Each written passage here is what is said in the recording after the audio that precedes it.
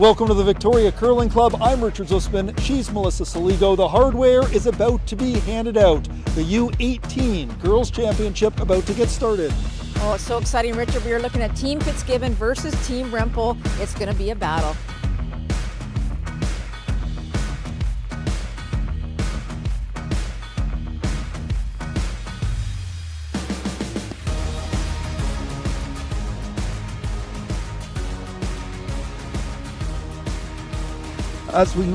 Here we go. Welcome inside. Richard Zussman and Melissa Saligo. You just saw us out on the ice. We're tucked behind the glass now, and we're about to get started here. What are you looking for as we're about to get underway to crown a U18 champion? Well, I can just imagine these two teams have been preparing for this all year, and they are such great teams. Really playing well this week. So let's work our way through the teams now. So we're Team Fitzgibbon. The lead is Brielle Wong. Ashley Fenton is the second. Morgan Bowles the third. Erin Fitzgibbon is the skip. Len Chong is the coach. They will be facing off against Team Rempel. These two teams faced off, it feels like so long ago now. The first draw, they faced off against each other, and Team Rempel, the lead is Ella Walker, the second Gwyneth Jones, the third Parker Rempel, Megan Rempel, her sister, is the skip, and Wendy Checky is the coach. So this is where we started. A lot has unfolded over the last few days. A log jam at the top with 5 teams finishing at 3-2, going through semifinals. Both these teams victorious. Both these teams have booked their ticket to head to Ottawa for the national championships, but there's still a whole lot to play for tonight as they try to pick up some hardware. Oh, absolutely. You know, even though these teams know that they're going to the national championship, they want to be crowned BC champion at the end of this game, and they want to lift that plaque, as you can well imagine. So it's been really fun to watch this U18 competition this week. You know, I've seen a couple of these teams, and these two particularly over the last couple of years as they've grown and come through the system, and it is so fun to watch. And I do want to point out that Ella Wang is also on this Fitzgibbon team, and she's going to be sitting out this game. She usually plays lead, but is sitting out as the fifth today. 6-4 the first time around. The Fitzgibbon team coming out on top, and you know these teams have a lot of experience, history. Fitzgibbon and Rempel both skipped teams at the Winter Games earlier this year. Fitzgibbon's team overhauled entirely, a much different looking team now from third to lead than at the Winter Games, but experience from the skip, and they've had obviously a busy season as well.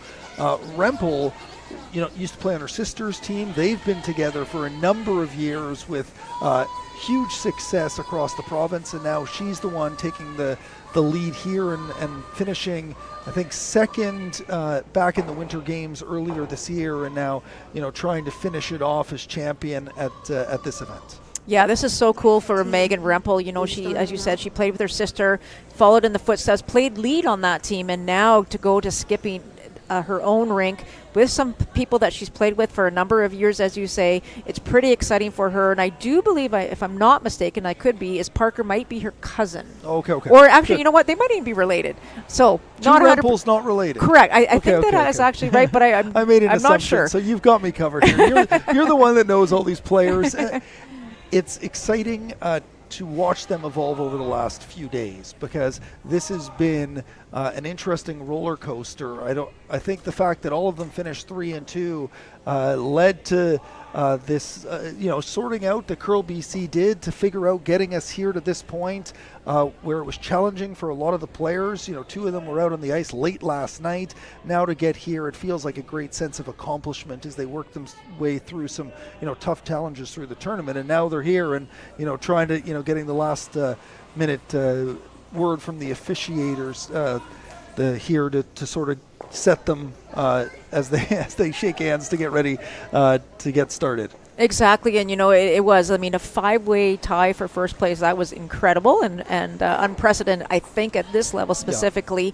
So once we figured everything out, got the rankings, Fitzgibbon actually finished first in the ranking overall of the 5. Team Rempel finishing second, and that's why right now in this first end of this final game is you'll see Fitzgibbon has the hammer because they did finish first overall. So they played this afternoon against Team Arndt, defeating them in the semifinal, and Team Rempel defeating Team Bartlett in their semifinal. And that one, the first one was extremely close. We watched it right here in front of us, the Fitzgibbon rink pulling that one off, a 6-5 win. Back and forth, there was an opportunity for Arndt in the 7th to potentially score another one. They weren't able to get there, and ultimately with hammer on the way back, Fitzgibbon was able to hit that to win it 6-5 in a really tight one.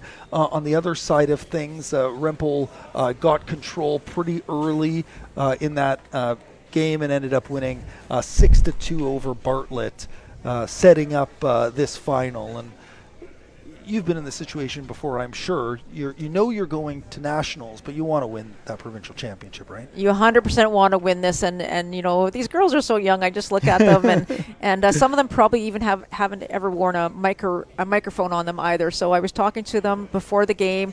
I let them know that we were going to mic them, and you know they kind of wanted to pick who they were going to mic and all this kind of stuff. So this is a new scene for them, but you know, they're going to feel so special playing on a featured sheet like this between two sheets of carpet, and hopefully we'll get some more fans out there. But like, what a special moment for both of these young teams. I'm sure, and all around them we have the mixed doubles quarterfinals, and so many of those players are former junior champions, and my best guess is they're going to probably fill up some of those seats when this is over to give them some support. That's obviously been a hugely important part of this whole weekend as we get to the tail end here at the Victoria Curling Club, for these U18 teams to be around so many former champions and players who are going to be competing in the provincial championship for men and women later on this in January. I guess we're not in January quite yet, but in January at Archie Browning. It's part of the whole experience, playing with them around them, but also with some fans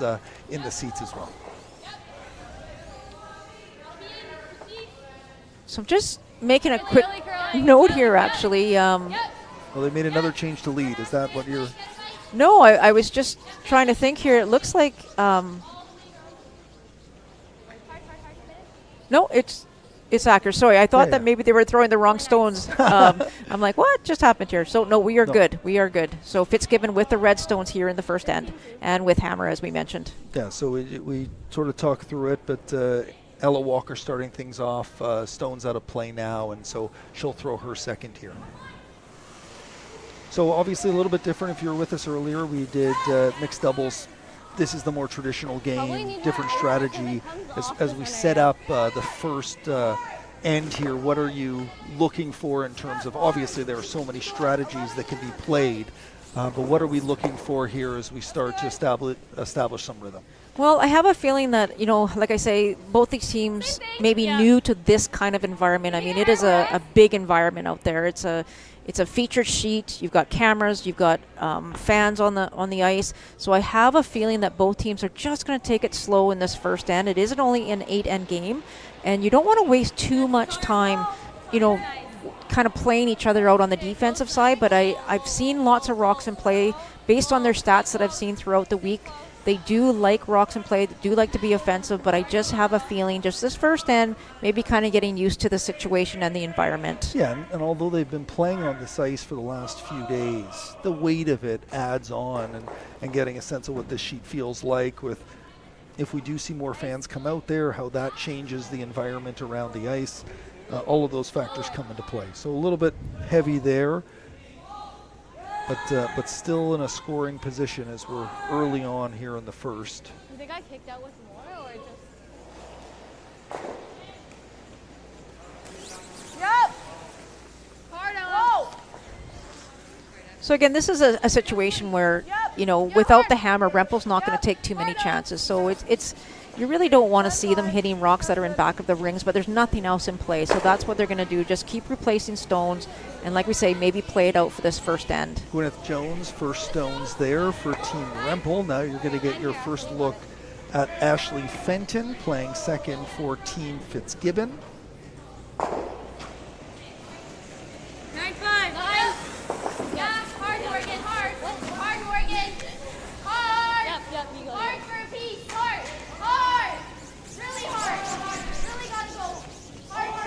Creeping for a piece here. Oh, wow. Nicely done. Good shot there, and you could hear skip Aaron Fitzgibbon wanting the sweepers to get on that thing, and they did their job, cleared that rock out, and we've got clean house.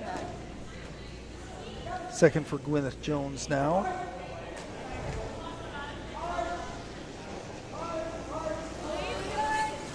Just so the fans know, Richard, it's a little bit different here with the youth curling. You'll see the coaches actually sitting on the ice at the end of the sheet.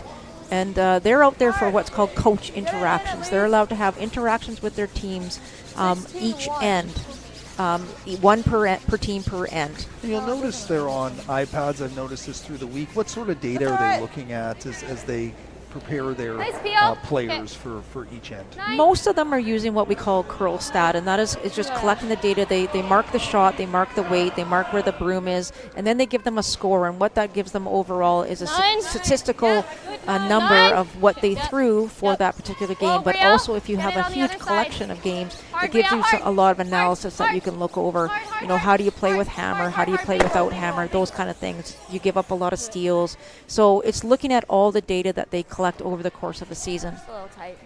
Somebody has my grip. Fenton knocking that one out. So Fitzgibbon Stone is now the guard at the top of the house. Pretty open sheet, and like you described, just feeling each other out at this point. So we're going to see first stones here from Parker Rempel, throwing third for Team Rempel. And just got a confirmation that they are indeed not related, but they're both from Kelowna. A lot of Rempels in Kelowna, I guess. Check the phone book. So with that nose hit by Team Fitzgibbon, this is just a little bit of an opening here for Team Rempel to try and draw around that center guard. If they can get this just tucked in behind, anywhere above the T line is great. It just puts a little tiny pressure on Fitzgibbon here in the first end as Fitzgibbon has the hammer. Morgan Bowles will throw her first stone, and you'll tell me family relation. I think cousin of the Bowles that we saw earlier in the mixed. Exactly. So Liz Bowles was playing out in the mixed doubles. She lost out in earlier today. Emily Bowles is the sister of Liz and the cousin of Morgan. And she's out here somewhere now, I think. I think so. Hard, Ashley. Hard, Ashley. Yeah, she's down on C. So we'll get scores in that one. Morgan. Really nice. Oh, what a great shot by Morgan Bowles. Absolutely perfect. And that's not an easy shot. You want to stick it right there, and she made no mistake. Nice? Okay. Good throw. One of you might have my gripper.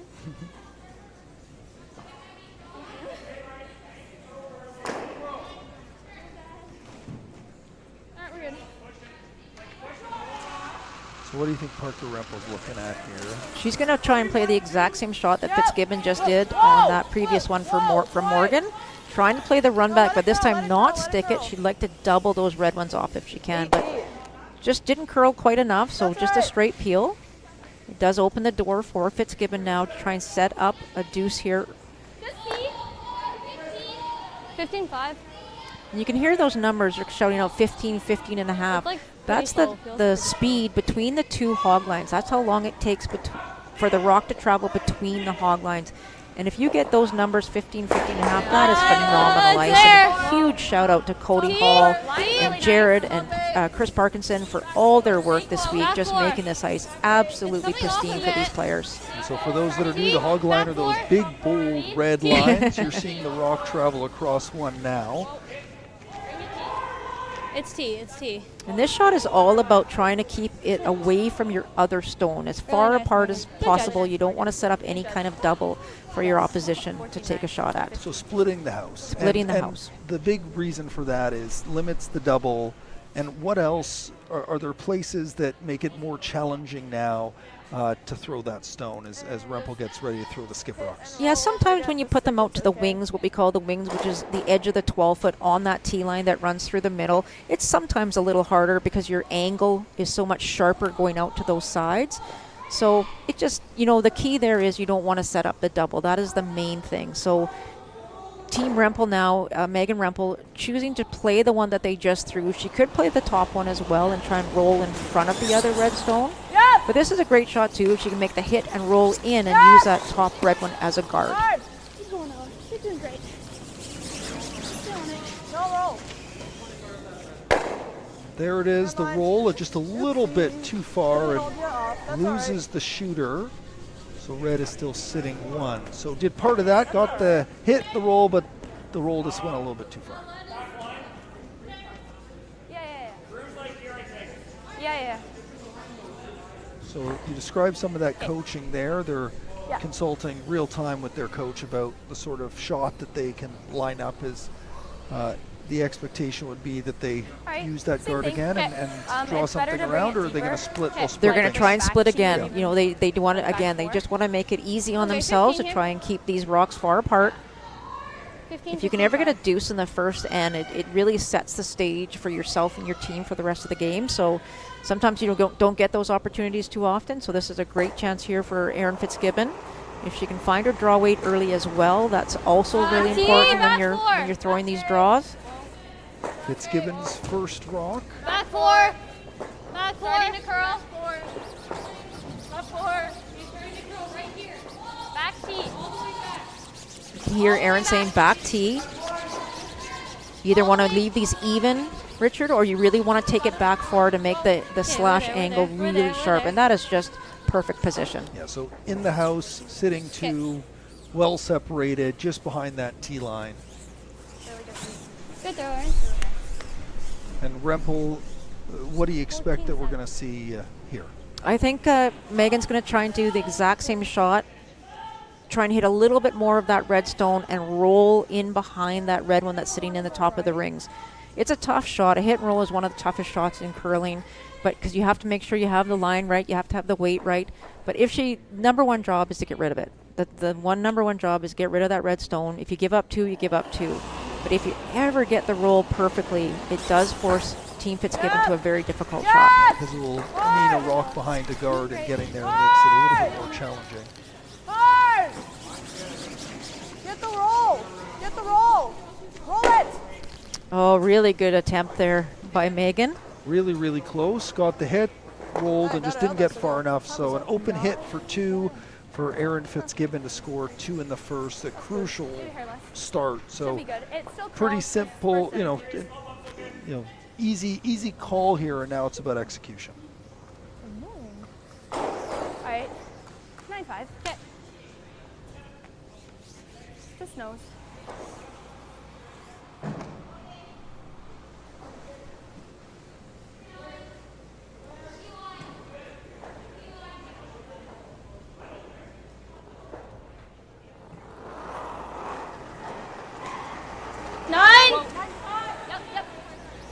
Nice delivery, nice release there by Erin. Weight looks up. Hard. Oakley. Yeah. And a clean hit for great 2. shot. There's the roll. Didn't need it that time. Puts 2 on the board to open up the first. And Hammer will flip over to Rempel, but good start for Erin Fitzgibbon, putting that 2 up on the board. And we'll carry on with some updates from around the Victoria Curling Club coming up after the break.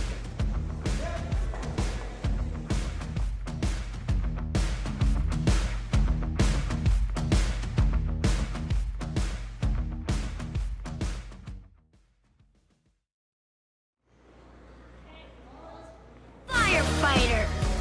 I want to graduate university. I don't know what I want to be.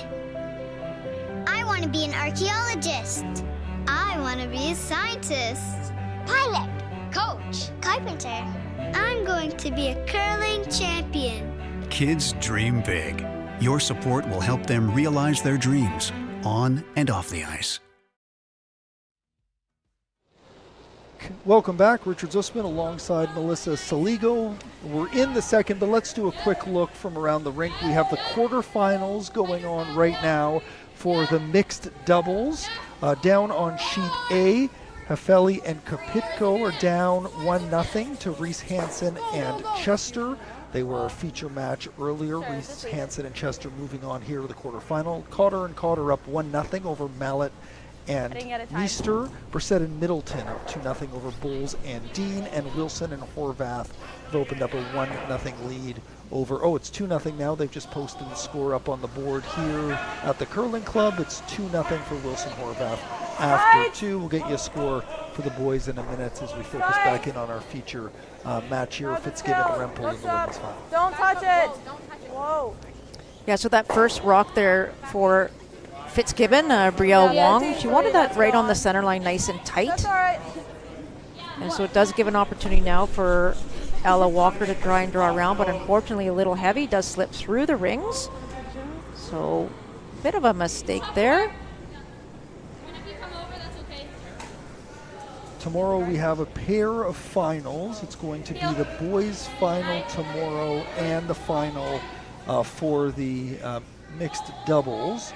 In the semi-final for the boys, still no score. Up on, oh, there it is. It's, how's your angle there? It looks like 2-0. 2-0 for Team Farmer over Team Jaeger to start that game. Farmers look so strong, and last night just an incredible game to make it so Beck wins to go to the final. Farmer plays tonight in this semi, but that was just an incredible back and forth game between those two teams, Farmer and Beck, who know each other well, and Jaeger's trying to pull the upset here, but Farmer off to a quick start with that 2-0 lead in the first. So a bit of an interesting call here by Aaron Fitzgibbon. They had that one redstone. It was kind of a corner guard. It was off the center. And they had an opportunity actually to draw around it, but they elected to peel it. And they're allowed to peel it. It is in the free guard zone, but with your own rock, you're allowed to remove it. And it just shows to me that, you know, Aaron's maybe thinking a little bit more defense here without the hammer, and that is completely fine. So this is a chance now for Ella to throw a tight corner guard if she can. She doesn't want this in the rings. Good shot. And there you go.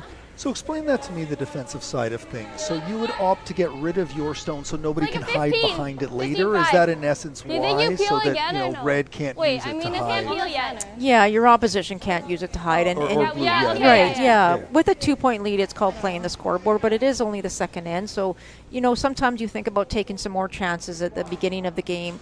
And then being a little bit more defensive as you go through the game. But for Erin, the she just down wasn't is comfortable nice. doing that, so Top she 12. decided to get rid of it, not allow them to use it, not allow herself to use it.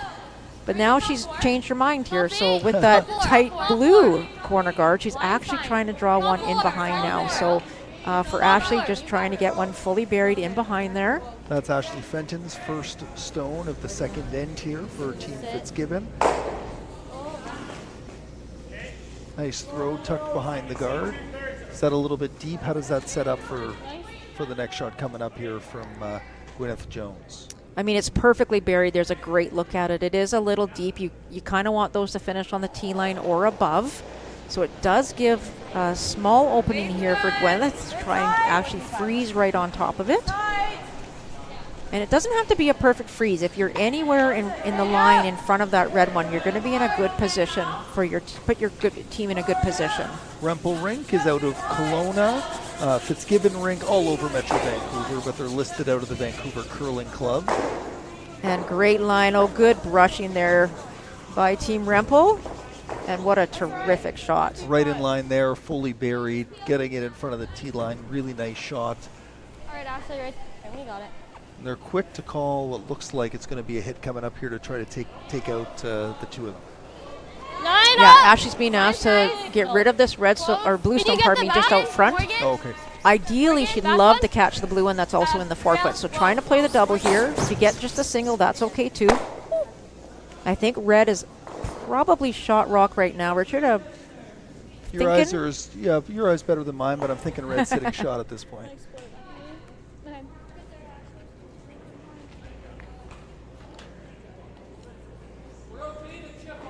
Based on that call from Rempel, it looks like they're just looking to put it back in behind that line there and keep stacking things up.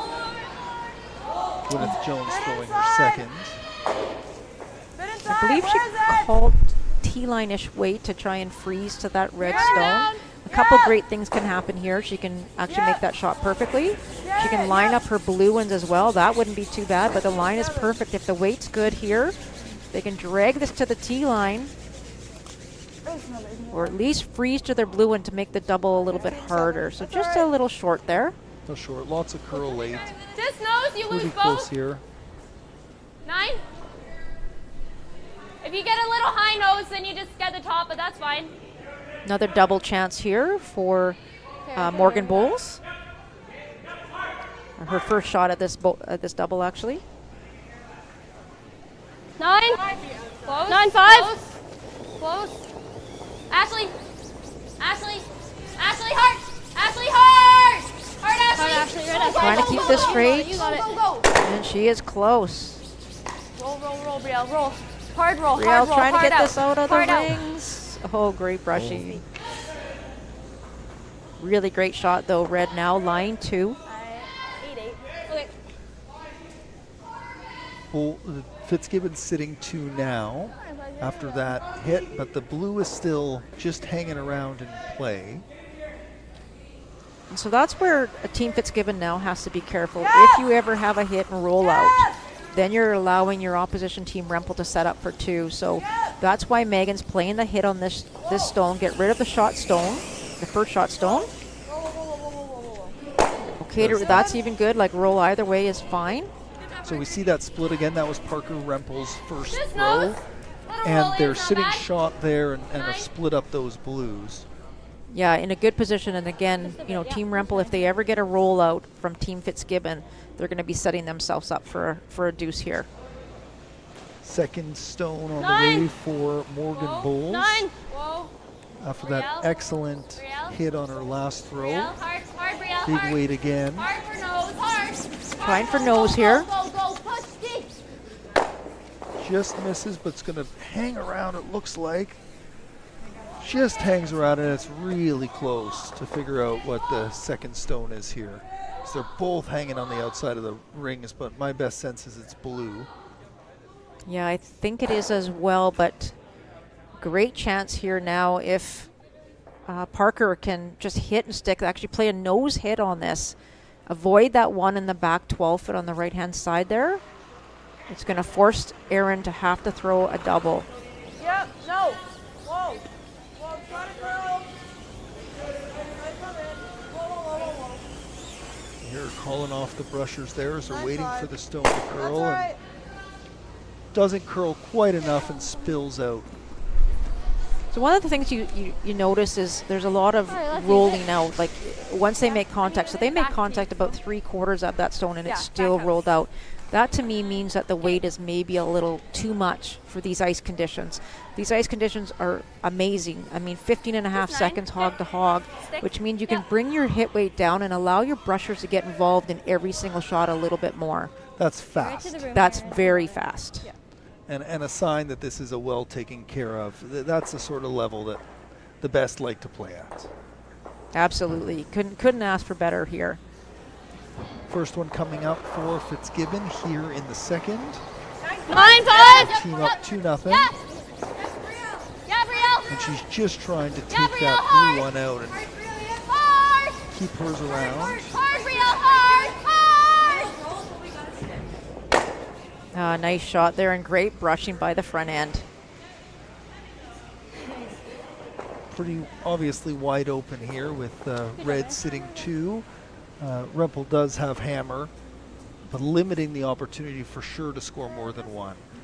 Yeah, the only way they could potentially try to score more than 1 is they would play the freeze on this shot here. And again, though, it's really early and, you know, Megan hasn't seen maybe a lot of draws or hasn't had a draw herself. So this is a safe call, just playing the nose hit and force your opposition to have to do the same. The key here is you want to hit and stick in the rings. Yep. Whoa. Megan Rempel's first Whoa, on the curl a way lot. in the second end. No, just let it curl. Let it curl a lot. Whoa, that's weird. Huh. Intriguing. Some confusion with the ice there, got it it seemed up, you though. picked up on the microphones talking about the expectation that would move a little bit, and it barely moved at all. It did, yeah, and they'll have a talk here. Parker and Megan are going to have a chat about that and just get some feedback from Megan on her throw and make sure that that was okay. And if it was, they'll talk about what weight they need to throw to make that shot better next time. Yeah. Yeah.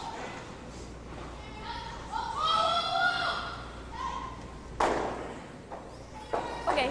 So for Team Just Fitzgibbon, biting, like, without the halfway. hammer here, they are sitting Just one, biting, so their okay. goal is just to Yeah, sit I another mean, rock if we in the slip rings, further, that's pretty fine. much Yep, let's anywhere. make sure we're in the house here. Ideally, they probably want to go 15 about bucks. top 8 at the most, because if Team Rempel were to play the hit on it, they would have to hit and stick, or maybe even hit and roll a little bit to get shot stone. And if for any reason Megan would choose to draw, which I don't think she would, then it would be harder. It closes the scoring area a little bit more. So Top 4. you can see Morgan there. She's just tapping. Oh, I cheated. I look out to the side, but she's just tapping top 8, top 12. Top 8. We're in. You're allowed to cheat. That's why we're here. You get to watch it in real life. Oh, perfect. It's right beside us. We got the screens and real life. Oh, nice draw weight there by Erin. Just a little deeper than she wanted, Did you but get? that you can't go wrong with that. That's a great shot. Okay, good manage. So all you need here is the hit to score 1. No other options other than that, really. Absolutely. And she's seen this hit, but the key is obviously keeping hers in play, because if it spoils, you end up opening up that red that you see in the back part of the rings there, and that could prove problematic. So just a hit and stick for 1 is what Rempel's looking at here with her second stone, her last rocks here in the second end. Yeah, just trying to throw a nice, easy normal or control weight here is great. You've got great brushers in front of you. You want to give them a chance to be used. Hard as you can. Here you go. Stay on Ella. Trying to get to the nose of this shot here. Oh, can you get that? That's the worry there is, wasn't able to get on that line. Stone never comes around, and that sets up the steal of 1 to make the score 3-0 here. And, they're still trying to figure out this ice, but through 2, 3-0 here for Team Fitzgibbon.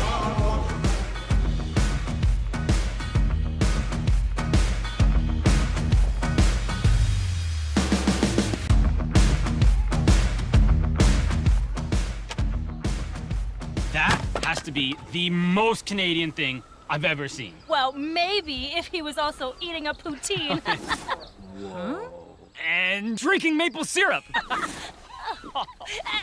he's also a curler. Guys, I've never actually been curling before.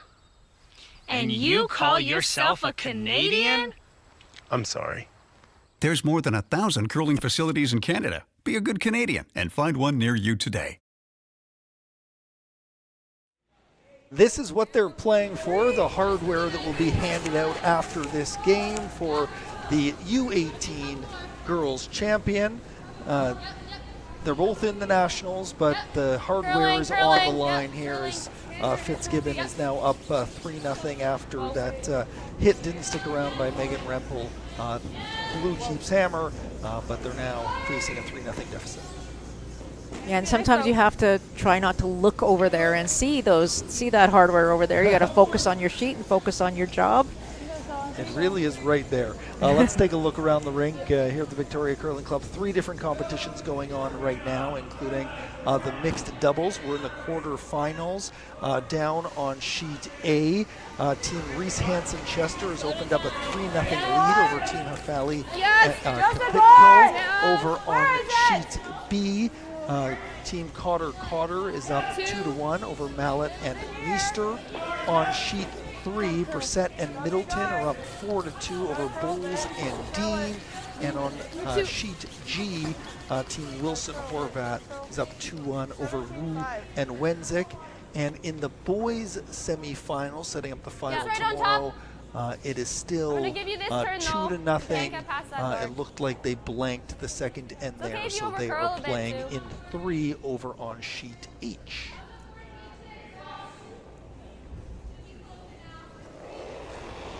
After assessing the first 2 ends, what's the conversation like with the team, especially for Rempel, as you fall down 3-0 here? What's the conversation like? What do they like? What do they not like? What are they trying to work through as they get started here on 3?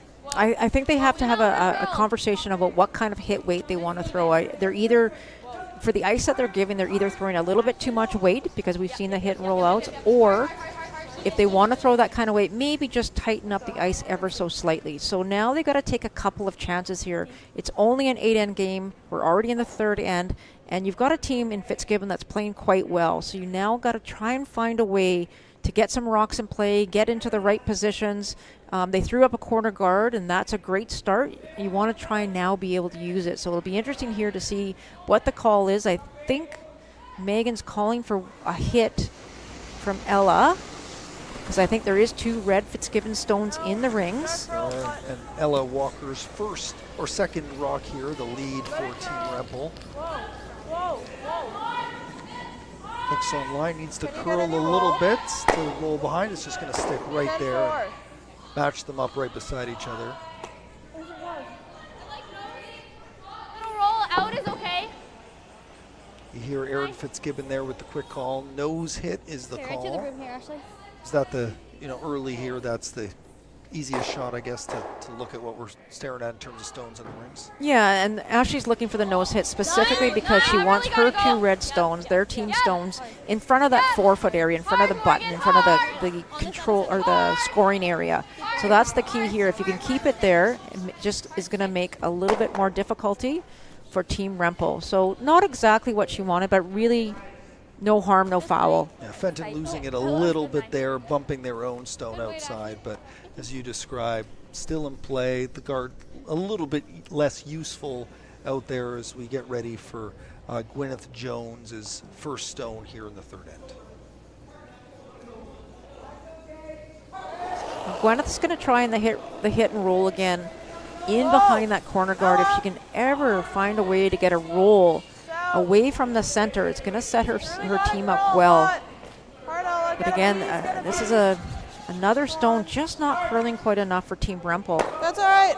And a big part of this, as you've described, is that speed of the ice, and it's an adjustment to trust yourself on that line. You are back at your home club or you're playing elsewhere in the province, and you've thrown the hit all season long, and now all of a sudden you need to take far less ice to execute that same shot. It plays tricks on your brain. It most certainly does, and I know that they're going to have a chance to talk to their coach, Wendy Cheka, and have a conversation about the weight if that continues. So again, we go back to a little bit of defense here for Team Fitzgibbon. They are in a great position with that 3-0 lead, so they're not going to take any chances. They don't need to at this point. So they're getting rid of that corner guard and not giving Rempel anything to draw behind.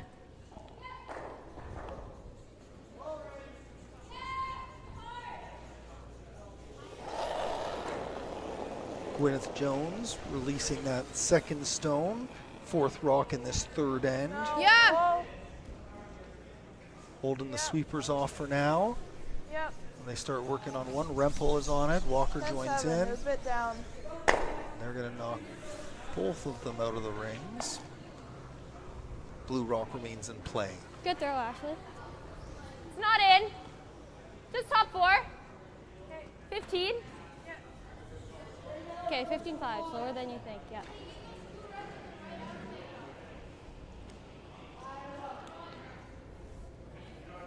Morgan Bowles with her first stone, 5th rock for Team Fitzgibbon. First stone in this third end. And a great chance here now for Morgan to get a feel for that draw weight. Getting the sweepers on it right away. Yeah, just want it in the rings here. They're going to drag it all the way in there. Just where they want it looks like. That's lovely. 15-5. Okay. Good sweep, Ashley.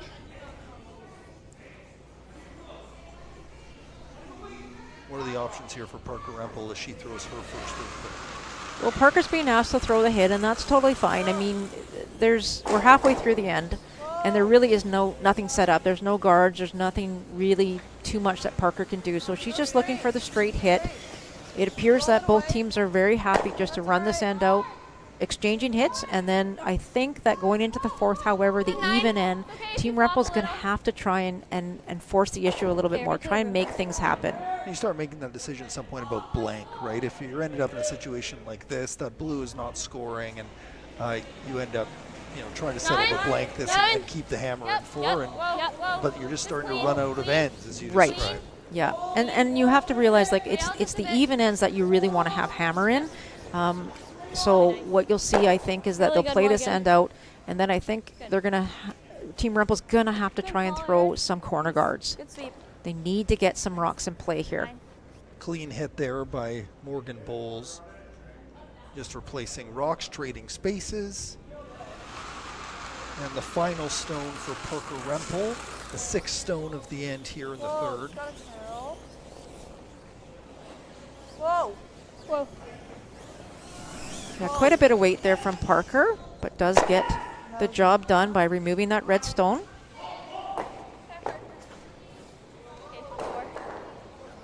Fitzgibbon now will start throwing the skip rocks. Yeah, just looking to throw towards the center line, just to try and get a feel for her draw weight again as well.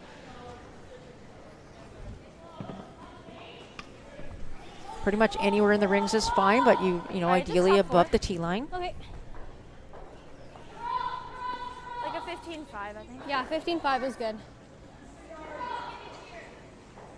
Those It's a little numbers bit again, slower talking than about you the think. Like, you can speed slide slower than you and think. just trying to figure out if the ice is changing at all.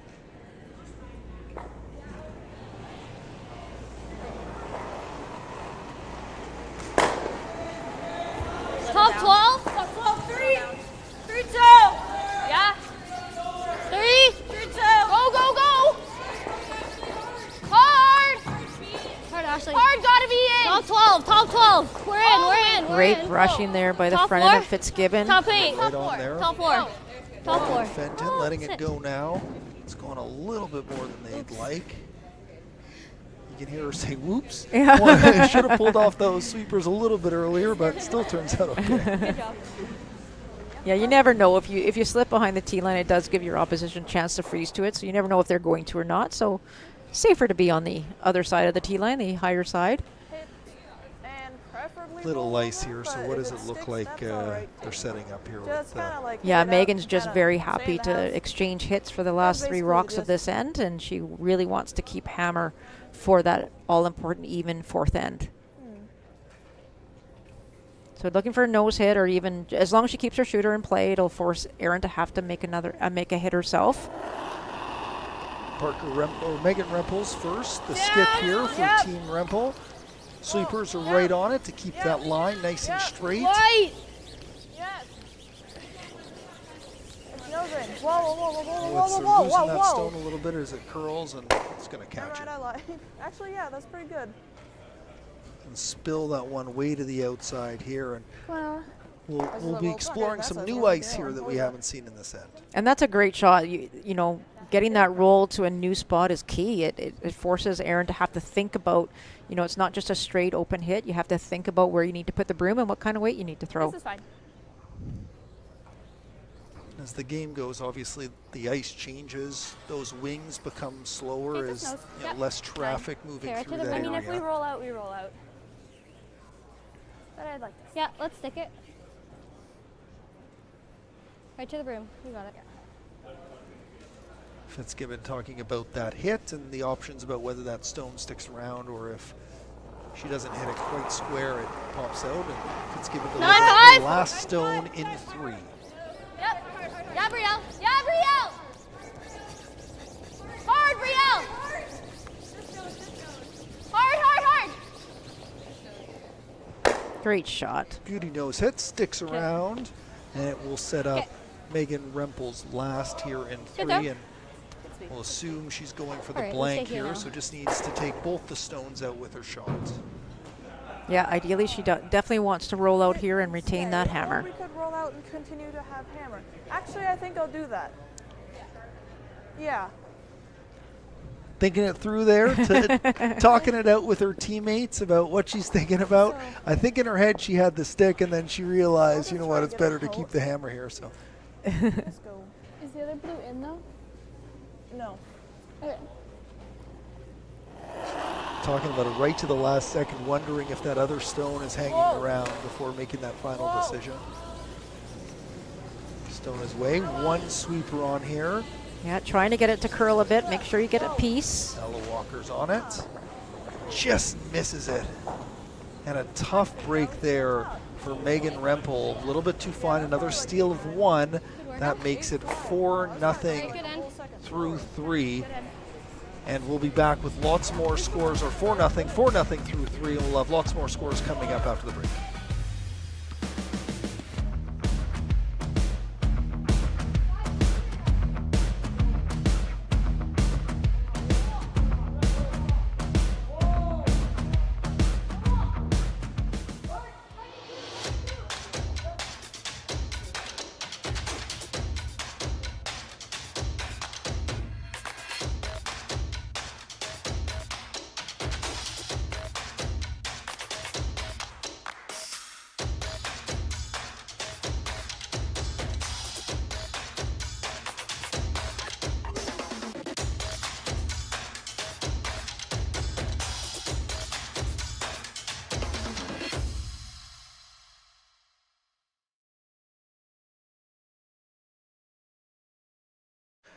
Welcome back. I'm Richard Zussman alongside Melissa Saligo. You're watching the 2024 Safetek Profire BC U18 Girls Curling Championships. We are in 4 after that steal of 1 by Fitzgibbon. In the third, let's have a look around the rest of the rink. Down on A, we have mixed doubles quarterfinal action. Reese Hansen-Chester Was that one has tighter opened in? this one up. 5-0 lead over Hafali Because it and curled Pitco early. as Team Reese two. Hansen-Chester Okay. I'll starts give you a gaining hammer. some momentum here after a third place finish in Yeah. their pool. These Okay, are all good games sweep. looking for a semi-final berth in the mixed doubles championship. Cotter up 3-1 over Mallet and Meester. Bowles and Dean are trailing 4-3 to Brissett and Middleton. So Brissett and Middleton up 4-3 through 4. And on G, it's 2-2.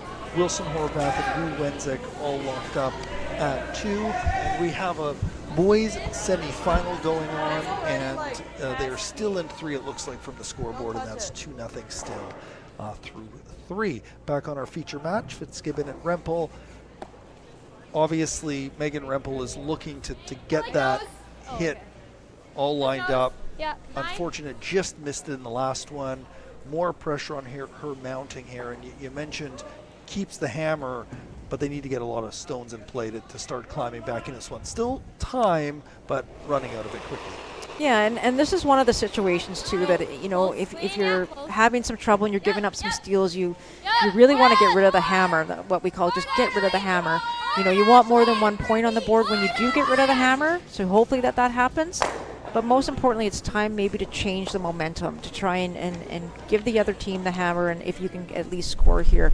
So they did try and throw up a corner guard, but unfortunately for Ella, it did slip into the rings. So a chance there for Brielle, she wanted to hit and stick, rolled out. So another opportunity here for Ella to throw the corner guard. Corner guard can't be removed, allows them to use something to play behind, and here comes that second stone from Ella Walker. Rempel's lead. Curl it. And a good sense there of all the other action going on at the Victoria Curling Club as part of this championship weekend.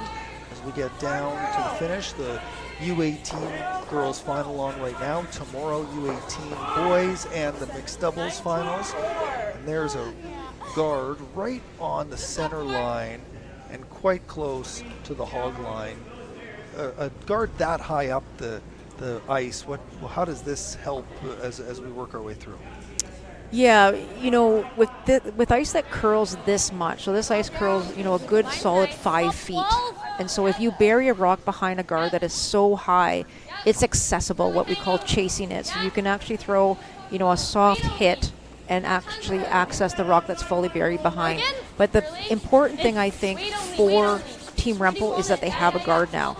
So yes, Erin Fitzgibbon and her team, you know, playing extremely well. They're going to use that guard, but I think it's up to Megan Rempel now and her team to also use it. So don't worry too much about hitting. You've got to take some chances here, and this is exactly what they're doing. Fitzgibbon sitting 2 with Team Rempel up with their Gwyneth Jones will throw her first stone in the 4th. Yeah, a lot of teams would look at that one on the right-hand side, Richard, that wide open one, and try and hit and roll. That one's just in the 12-foot right now. Sure, it's in a good spot, but it's time to try and put the pressure on your opposition if you are Team Rempel. You want Fitzgibbon to start throwing some more difficult shots. So if you could ever get one buried into the rings here behind those 2 rocks, you'd be in a great position. Walker Rempel right on it now, just Walker sweeping. It's over curled. they're just trying to figure out what to do with it as it sets up well above the rings there. Yeah. It will act as a guard, but not what you were talking about in terms of getting the rocks in play behind those 2 reds. Yeah, just a little light, unfortunately. Another, 6 feet. That's a perfect shot. The line was terrific. So Erin needs to decide here, and she may decide to meet with her coach, but she needs to decide whether she wants to peel or just keep putting the pressure on her opposition. Set up the room for a draw. Top 4 is what she's communicating back to her teammate.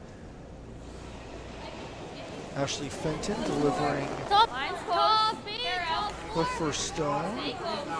Her second here in the 4th. Yeah, so Ashley's trying to beat Team Rempel behind those 2 rocks, or 3 rocks, really. Giving herself lots of ice, but you described lots of curl here at the Victoria Curling Club, and this one's coming way over, and it's going to get partly buried as it tries to work its way back to the center. Yeah, so with that rock slipping behind the tee line, that's a great shot by Ashley, but just maybe a couple feet too heavy. So it does just open the door ever so slightly for Team Rempel. They can now beat them to that forfeit. Again, we always talk about being at the tee line or a little ahead of the tee line. So a chance here now for Gwyneth to get right in behind those guards above the tee line. And if it's a little heavy, that's okay too, right? You just freeze to the one that was just thrown by your opposition. Gwyneth Jones' second rock here. The sweepers on it. Rempel and Walker helping it along. You can see Gwyneth there just saying it might be a bit light, but if they can ever get it by that blue one and drag it. Oh, the weight was actually great. Yeah, and just crash a little bit on that red, but they got it past that guard and ends up in second shot position. Red still with shot. You can see all the way down at the other end of the You ice. can play like Morgan Bulls moving. 9 on the nose. You ripped the back one, but where is it? There. Fitzgibbons And if you're tight, you lose the guard. around. Let's have a listen. Len, talk to Len. Yeah, I'd be calling a coach interaction here for sure, Richard, for a reason here is that if your team Fitzgibbon, you're in a great position. So we'll see what Len has to say if we can hear him. It is. Okay, if you, so like, if you hit, true. If you hit on the outside, then Yeah, I like this call 100%. I'm in full agreement with their coach. If you try and hit that blue one and you ever jam it, you've just given the end away. You are in complete control right now if you're Erin Fitzgibbon. So you want to just throw this anywhere out front on the left side of the center line. And then really it's going to be big trouble here for Team Rempel. Morgan Bulls. Okay, down. Throwing her first stone. The 5th rock overall for Team Fitzgibbon here in the 4th. Team Rempel with hammer. Sweepers on it right away, and Fitzgibbon's coming all the way out to help. They're trying to push this one through. Just want to get it over if they can. Almost there, almost there. Oh, great brushing. Really nice, Morgan. Good help, Erin. That is perfect. That's all you need to do. You're anywhere on the path on the right-hand side as we look at it now. That blocks that raise on the blue one. Good tolerance. And if you get the one, then it's okay.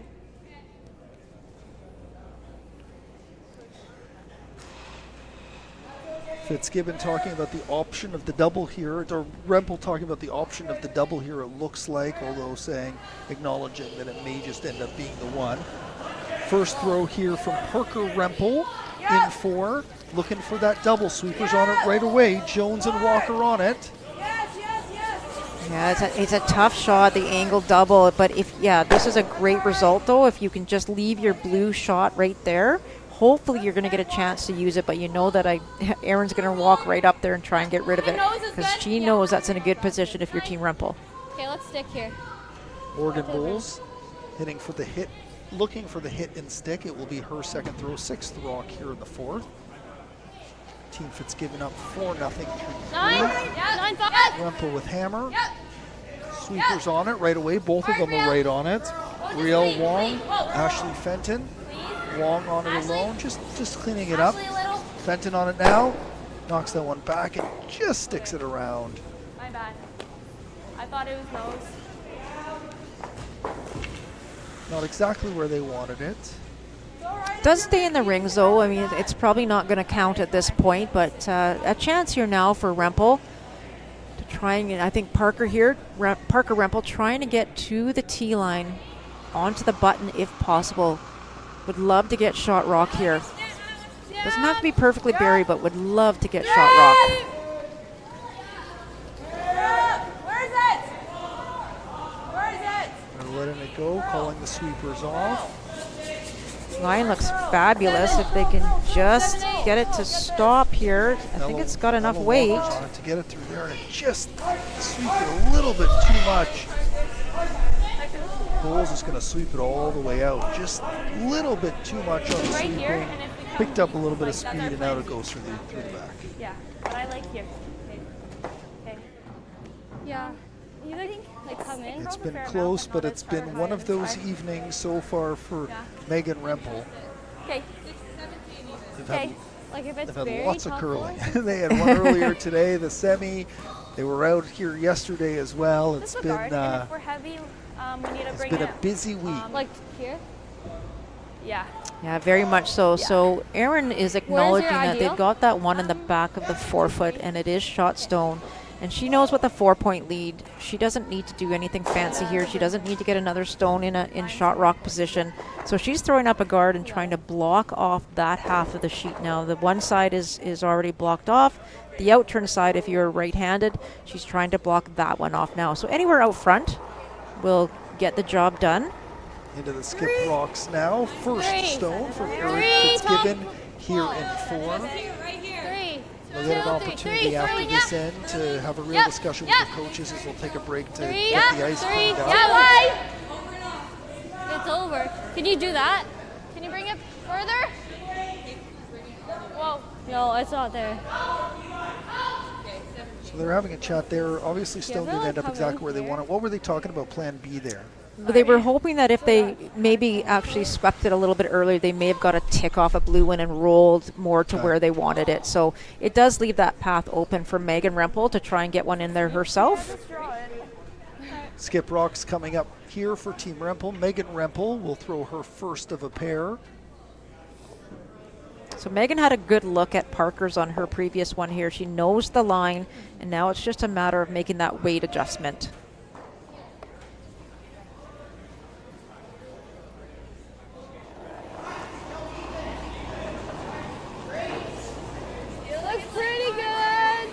Holding off the sweepers for now. They like the weight. Make sure it's there. Rempel's checking stopwatch to see if they like the timing. Coming down. This is where it's going to start to curl. Yeah, they want it to pick up the curl here. They don't want to be deep. They want it to stop. Maybe actually. Oh, so close. So close. Oh, I don't know. Is it shot? It might be. Might be shot there. It's very, very close. Fitzgibbon still got one stone. So does Rempel. Yeah, so Erin's just going to follow her down. You know, I think blue might be shot. No, they're shot. Okay. They just followed it in though. They're both here. Yeah. Yeah, so Erin, I think they have a plan A and a plan B here. One of the plans is if they can come straight to that blue stone that was just thrown by Megan. That's one option. Right, the other option, and what we call the tolerance, is to be light. It's the only thing you want to be. You just don't want to be heavy here. So either in the rings or light is all good as long as it's in that same pathway. And light sets up a guard there. Yes. Depending on where it ends up, even inside or outside of the rings.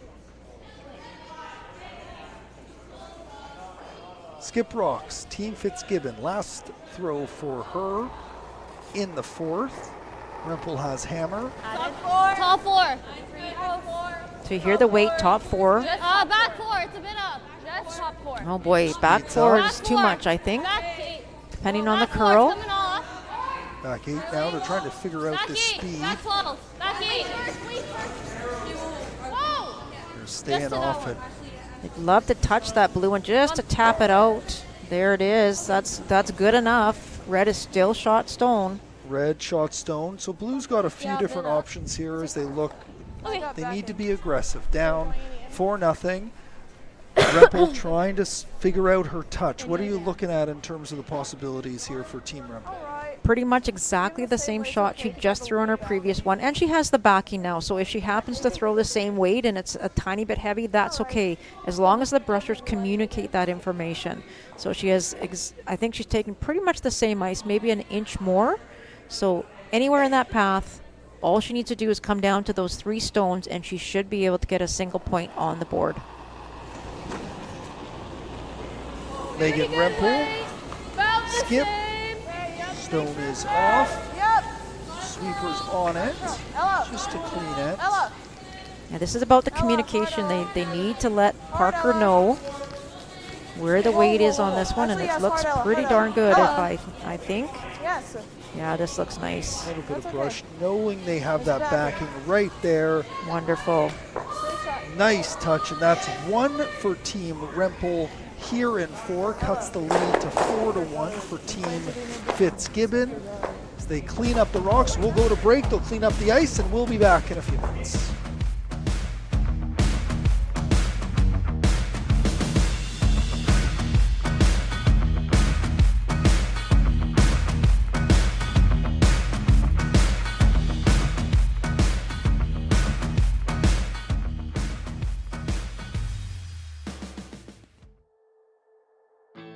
In order to have a stronger BC, we need to have our communities connected. Each community that we connect brings us closer to an inclusive economy. Everyone in BC deserves high-speed internet regardless of where they live. My name is Rose Klukas. I'm the City of Campbell River Manager of Economic Development, and I'm also the President of Vancouver Island Coast Economic Development Association. Access to high-speed internet is critical for economic development opportunities in all communities here in British Columbia. We have people living in those communities that have great ideas, and great ideas need access to the internet. All levels of government make connectivity a priority. We've seen it here in Campbell River at the municipal level with an investment in a municipal broadband network. We see it at the provincial level in projects like the Connected Coast. The digital divide is real. Connectivity is the way to grow economies. Hi, my name's Matthew Jeanette. I'm the owner of Earworm Sound, located in Campbell River, BC. Without high-speed connectivity and cellular, I really couldn't do what I do for my business. When I moved back from Vancouver in 2011 to start my company, it was definitely a challenge. High-speed internet was few and far between at the time, and I had to sometimes resort to going to coffee shops or finding another location in the city. I'm always sending large files, video, audio, and my clients demand that they get that on time. And I need to be able to do that even from a rural community. So I wouldn't be able to do what I'm doing without this initiative. The Stronger BC Economic Plan addresses the components of our economy that make British Columbia a great place to live and work. And its efforts of closing the digital divide will ensure that businesses can grow and thrive here in BC. Access to high-speed internet levels the playing field for all British Columbians. If every community has access to enterprise-level, affordable internet, we will see our economies grow. Having better high-speed internet will bring a change to rural communities, and it'll allow us to all work and all play together.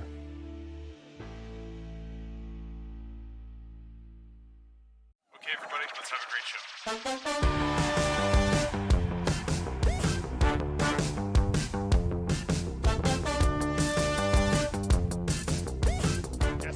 Look out, Karen Masson. Got it. There from full pickup, who will pass it there to Jesse King, who scores again! At West Shore Motorsports Park.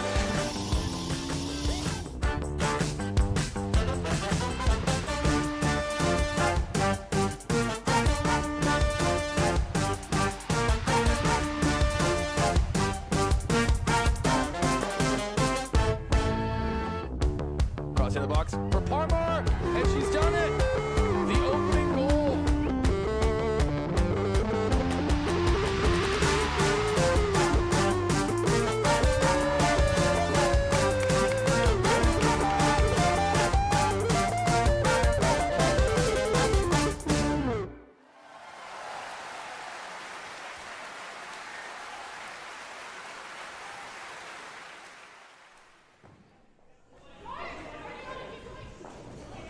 Welcome back to the 2024 Safetek Profire BC at U18 Girls Curling Championships. That's the hardware on the line. I'm Richard Zussman. Melissa Saligo is with me now. We're still in the fourth end break, so it gives us a good chance to have a look around what else is going on here. 3 championships will be settled by the end of the weekend. Oh, we are getting started. The cleaning is done. But let's go through the scores. Reese Hansen-Chester has opened up a big lead over on A, 7-0 over Hafeli and Kapitko.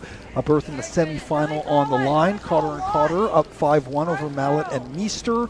Brissett and Middleton up 5-3 over Bowles and Dean. And Wilson and Horvath a narrow 3-2 lead over Wu and Wenzik. All of those are done 5, so they're all in the 6. So Rempel gets her 1, Hammer goes over. What are we looking at as coaches' conversations are done? If you're coaching these teams, what was the conversation like during that break?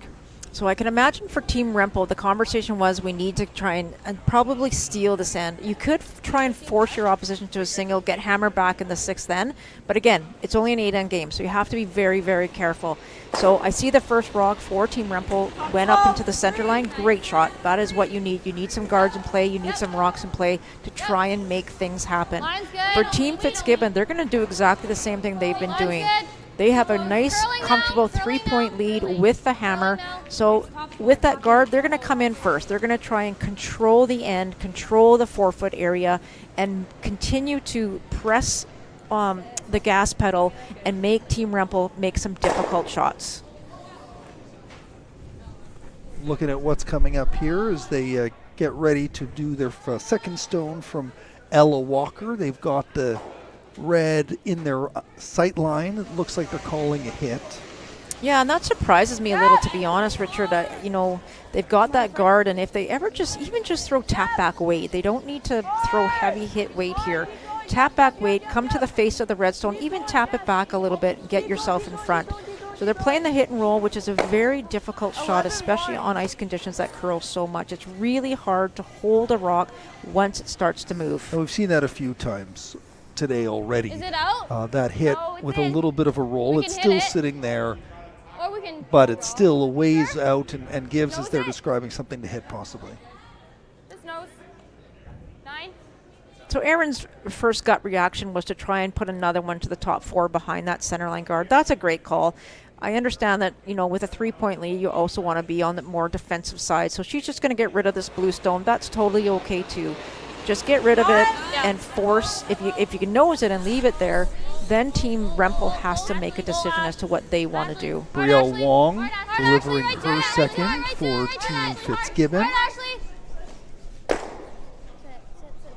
Hit and rolls just outside the rings. Just slid a little wide. If you're light and guard, it's okay.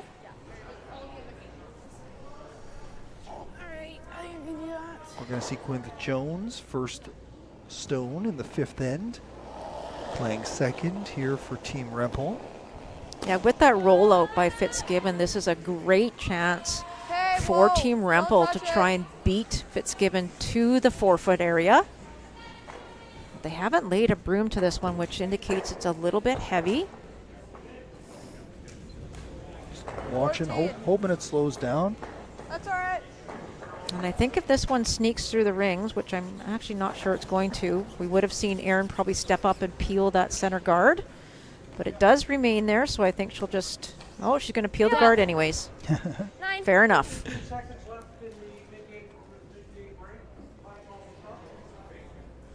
First rock here for Ashley Fenton. 9. 9. Really tight. Yeah. Other side. Tight out of her hands. Yeah. Real. You don't want to leave your shooter there, trying to roll one way or the other.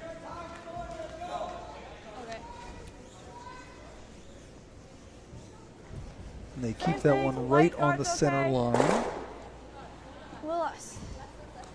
Yeah, tough result there for Ashley. You know, didn't get the peel, but left the center guard, which is advantage to your opposition here. For Gwyneth now a chance to get one in behind that guard of the little better weight here. Gwyneth Jones, second stone in 5. Taking that long route outside. They have the sweepers on it right away here. Ella Walker and Parker Rempel. Walker in front, Rempel behind. It's curling lots from outside the rings, tucking just behind that guard. That's all right. 18-3. And look at the time, 18-3, so much Wow. slower out on that outside pass. I don't think you can get both. That's fast. I mean, Fast. Fast So on try it. outside. Yeah, so it took 18 seconds to get between the two hog lines. It didn't even reach the Hit it ring, pretty so low. that's just indicating how fast Was that it rock is touching? running. Yes. No, they've got like that much separation. So Erin's just having a look here to see if she can figure out the best way to try and Or you get rid just of go for both one. of these center line No, I think we guards. get both. Okay. Hit nose. I think she can hit it a little Yeah, high side there, or a sure, little but low then you side take your and try and shooter. get all three those two moving plus her shooter. Whatever Ideally. you see. Okay, let's try this. Okay. 9. See that communication there, Morgan Bowles and Erin Fitzgibbon, different ends of the ice, seeing different things, and Bowles trying to send that message down to the other end of the ice, was Fitzgibbon's called it about aiming to that left side of the stone. Ashley Fenton's rock is on the way. Right over. Rempel's on it. Right over. It is all over that guard. And they take It's all right, both of them Ashley. out. That works. Got rid of one, and that's key. Light's okay. 9. Been really consistent with their 9s, which is So that blue stone still up in the guard position. Blue sitting one deep in the rings. Yeah, so great chance here for Rempel now to continue putting pressure on their opposition. Parker Rempel, if he can put this just top 4, top 8, even top 12. Short's actually not that bad, honestly, either, but if you can ever get this one in the rings, half buried, you put your team in a good position here halfway through the end. Do you want this to stop up high, though? It's gonna stick a bit. They're so just letting it go, hoping that it's curl, going to curl, stick curl, curl, around. curl. Walker's on it now. Try to drag it just to that. Nice weight. That's perfect weight. So right on the center line. They'll be able to see a bit of it, so Fitzgibbon's calling the peel on the guard. Yeah, and I like this coach interaction. I think that you need to hit one of these ones in the rings now. It's almost too late to keep peeling out front, so it's time to try to hit one in the rings, and I like that call by Len Chong.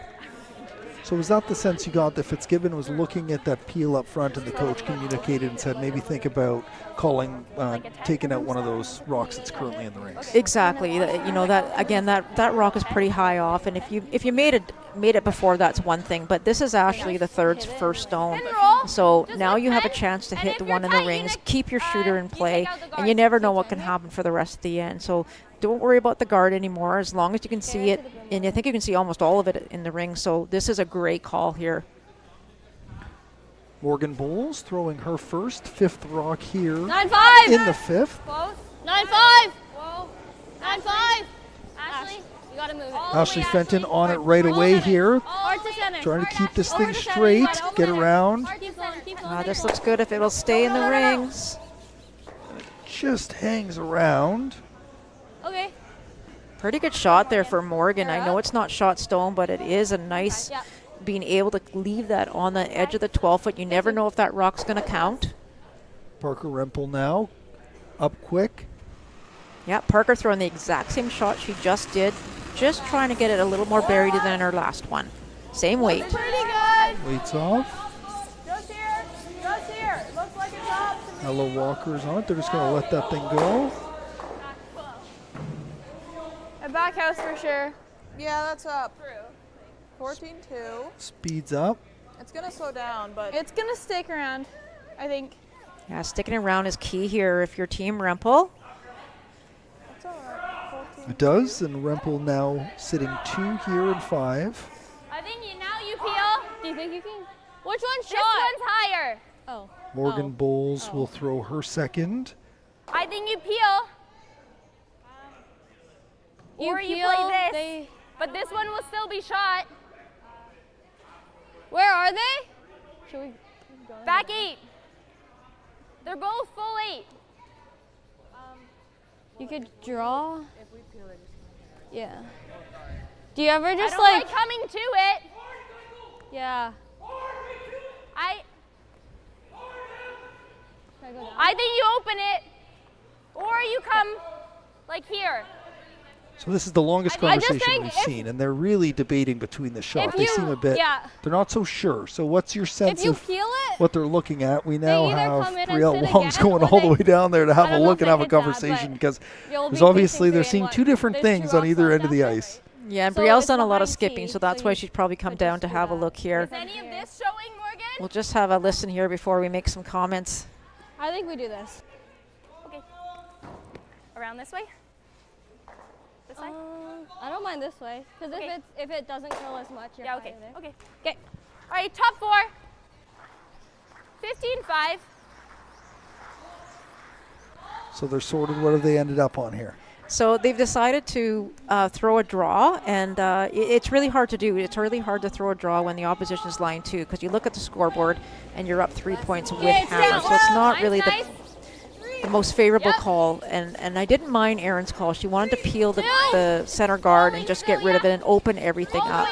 If this ever comes light for Morgan, it's going to be big trouble for Team Fitzgibbon. So I didn't mind this. I mean, I don't mind this. This is actually being very aggressive, very offensive, but sweepers are on it. It's light. And that's a big mistake there.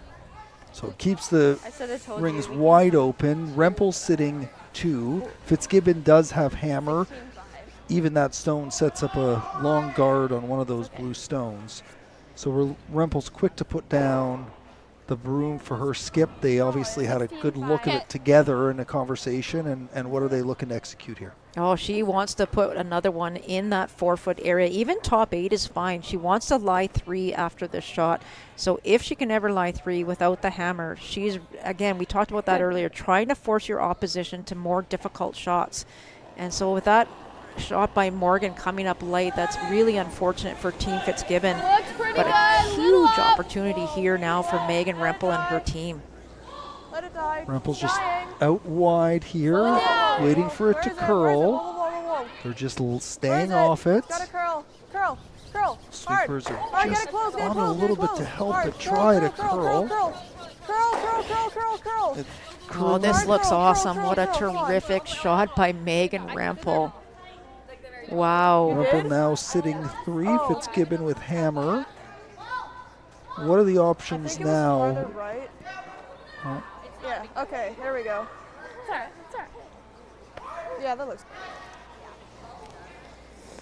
So not a lot of great options here for Erin. She's got to make a big shot here. So they're having a look and see how much they can see of that blue stone. Not a lot. So based on that, they can try and peel. They can try and run their own red stone into those ones in the 4-foot or counting. There's not really any option for draws here. Pardon me. And they've already used their coach interaction, so they're on their own. Yeah. Yeah. It's okay. 14, even maybe 13-5. We're discussing the speed there. Yeah, interesting call here. So if that rock was behind the tee line, the one on the left-hand side, top 4, if it was behind the tee line, I'd be playing this all day.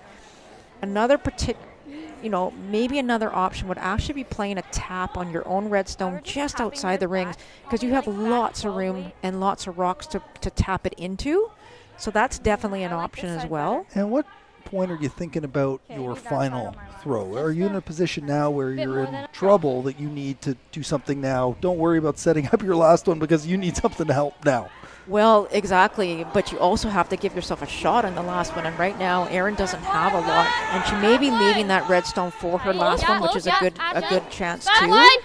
So right now she's trying to freeze tap on that blue stone, get one in position to outcount those other 2 blow stones at the back. Wong and Fenton on it sweeping. Oh, they sneak right by that guard. Wow. Roll it. Sit. Whoa. What an incredible shot by Erin Fitzgibbon, my goodness. You said she needed a big shot, and she came up with a big shot. That is as good as it can end up there. The hit and roll behind the guard knocks that one out, and now she flips the end here as you can see them smiling about it on this end, because that's as good as it can go. Absolutely. And that's one of the things, Richard, you go down, you say thanks, front end, for sweeping that by the guard. They tick the guard, it's a whole different ball game. What awesome shot. Sneaks by. So the first coach's interaction here in this one for Team Rempel as they take a look at this, and things have really changed. So what are you looking at here with Fitzgibbon with hammer, Rempel has one more rock coming up. What do you think the options are? Yeah, I really think there's only one option, and that's what they're going to play here. They're going to play the exact same shot Megan did on her first. Try and draw around the center line, get to the center line, get to T line, and try and get shot stone. And if you can just make it even tiny bit better than your last stone, Erin may not have that same opportunity on her next. So a steal of one here would be huge. A force of one would be fine, but you definitely want to try and get this into a good position. It just curled a lot earlier. I know, but like the curl was pretty consistent. Megan Rempel with her last in 5. Fitzgibbon in red with hammer. Sweepers on it right away and now off it. Whoa. Yeah, you don't want to be deep here. If you can ever just sneak by that guard. That looks like it's got the weight. Trying to get by that first guard. Does have lots of weight. They're taking a good look at it. And it's just going to slide right through the house. And it opens up an opportunity here for Fitzgibbon to look at a draw for 2. Yeah, just a little bit deep, and you know, that's one of the ones we talk about with tolerance. If you're light on that particular shot, you block this draw path for Erin Fitzgibbon. So anywhere from T-line out pretty much makes Erin's shot way harder for this draw for 2, but now it's wide open. And what a turn this end has taken. Unreal. Fitzgibbon executes that shot beautifully, Rempel a bit heavy, and now you're looking at this draw with a little bit of room and backing for 2.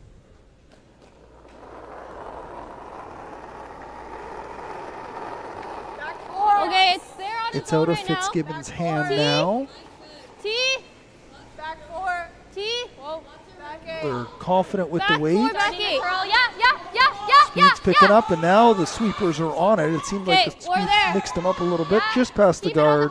And she's got some backing, as you can see, so she should make no mistake here. And oh dear, sliding a little bit. Wow, that just kept going.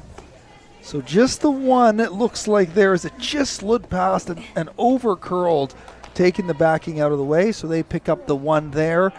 5-1 through 5. We will be back after the break.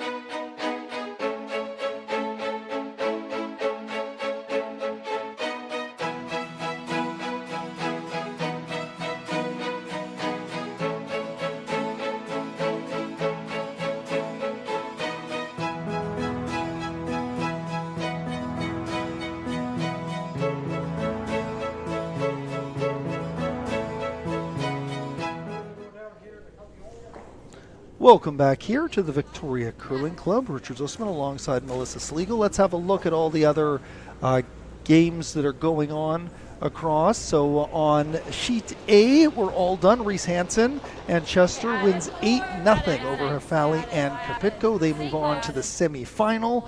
On sheet B, still going, but the lead has opened up here. It's 7-3 for Cotter over Mellette and Meester, and on C, we have Brissett and Middleton have won 9-3. So Sterling Middleton, the pro here at the Victoria Curling Club, he's off to the semi-final, and right in front of us, tight one, 5-2. They're in the last end with Wilson and Horvath up 5-2 over Wu and Wenzig. So pick things up here.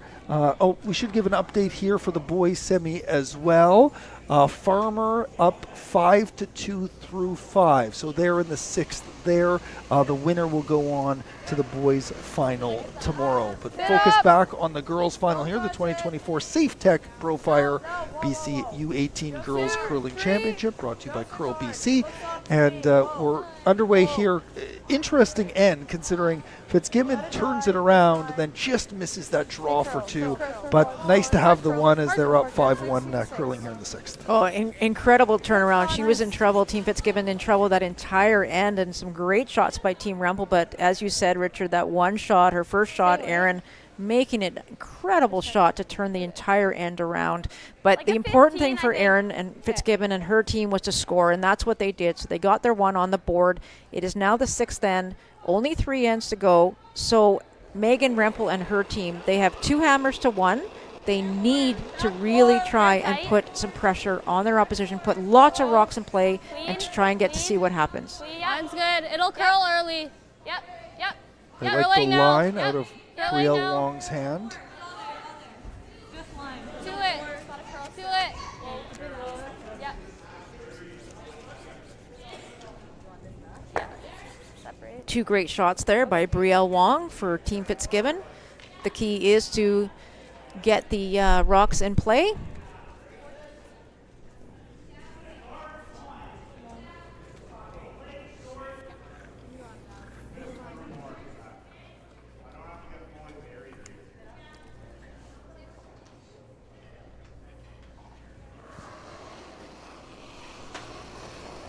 Yep. Yes. Hard. Whoa. Whoa. Ella Walker Stone Sweepers are just letting it do its thing. Now they're on it a little bit. So when you're down 4 points, Richard, you really need to keep everything you can in play. You don't want to throw any hit weights. You want to throw those tap backs, you know, back 8, back 12. Just move things around behind the tee line. Great, fantastic shot. Don't get me wrong by Ella Walker, like unbelievable shot. And happens to roll behind the guard too, Yeah. so it's absolutely perfect. But again, you just want to move things around if you can. Try and keep as much as you can in play. And then start working those angles and see if you can get a Exactly. big number on the board, because time's running out. We're not going to get, you know, this, you know, 1 or 2 more times with hammer, or 2 times at least with hammer if we get to the end. But you need to take advantage of those opportunities with hammer. Sweepers on it here. Where do you want it? As you can see, Fitzgibbon calling on that stone to get just a little bit to her. Right there, she wants it just on the top of the button. It looks like it's going to get there if it slides just a little bit. Yeah, nice shot, nice weight there for sure. Great shot by Ashley. Red sitting 2, but obviously very early on here in 6. As Gwyneth Jones gets set to throw her first stone. As the hammer's back in the hands of Rempel. They're calling little ice here, so keep that weight up. Yep. Sweeper on it right away, both of them, Parker Rempel and Ella Walker. Walker in the front, Rempel in the back, trying to keep that rock straight into red here. Far too much. Yep, yeah, I lied. Oh, that really swung. And it just moved too much. That's good too. Interesting, they catch that back one. They get a little bit lucky there. Not the shot Wow. they called, but it ended up pretty good. Hey, you pretty know, well. you'll take anything at this point. So that is a great result there, as we say. Sometimes you got to be lucky and get the breaks. So fabulous shot. So now it's really up to Erin, you know, with that 4-point lead, just trying to clean up anything that she can here. And this is the one thing she's going to do, not leave any guards. It's always the guards that are going to come back and bite you. So really wanting to get rid of this corner guard, pardon me. And you see that sheepish smile on Gwyneth Jones's face after that one as her teammates come. Morgan. Yep. Watch that one. Watch the red. Just Morgan Bowles on the sweep there to take out that first one. Watch out for that red. Ooh, catches the red too. Got a little too Not confident ideal. there. But runs it right to the back, and it's still hanging around right in the back there. Yeah, not ideal, but, you know, the key there was the number 1 shot was to try and get rid of that guard, and that was a success. So what's the plan now? Put that guard back, or are we going to just keep filling up the rings, it looks like, and separating those rocks? I think I would actually throw the corner guard back up to try and protect your 2 rocks that are in the rings. But, you know, if you come to the open side and you throw it in, yes, it's great, you're line 3, but it's still early enough in the end that a double or 2 will get Fitzgibbon out of this end. So I like the corner guard. But they've elected to throw the one in the rings, and that's okay too. You know, it's always nice to lie 3 at some point. With Jones, second stone. Yep. They like where it's ending up. They're just going to drag it right to where Skip Megan Rempel wants it. That's good. Separate those stones out. 3 in play now. And they're looking quick at that nose hit to see if they can clean up some of this in the house. Yeah, definitely no double on those two that are in the top of the ring. So going to try a double here on the two that are in front, like one in front of the other. Try and play that double. 9. 9 up. Close. 9. Whoa. First stones from Morgan Bowles. Ashley hard. Ashley hard. The Hard, third Ashley for hard. Team Fitzgibbon. Go, go, go. Whoa. She's got the one, can't get the second one, rolls the shooter out. Rempel sits 2. 5. Did she pop it a little bit? Not really. Okay. I think I gave her too much ice. I couldn't remember what that side did.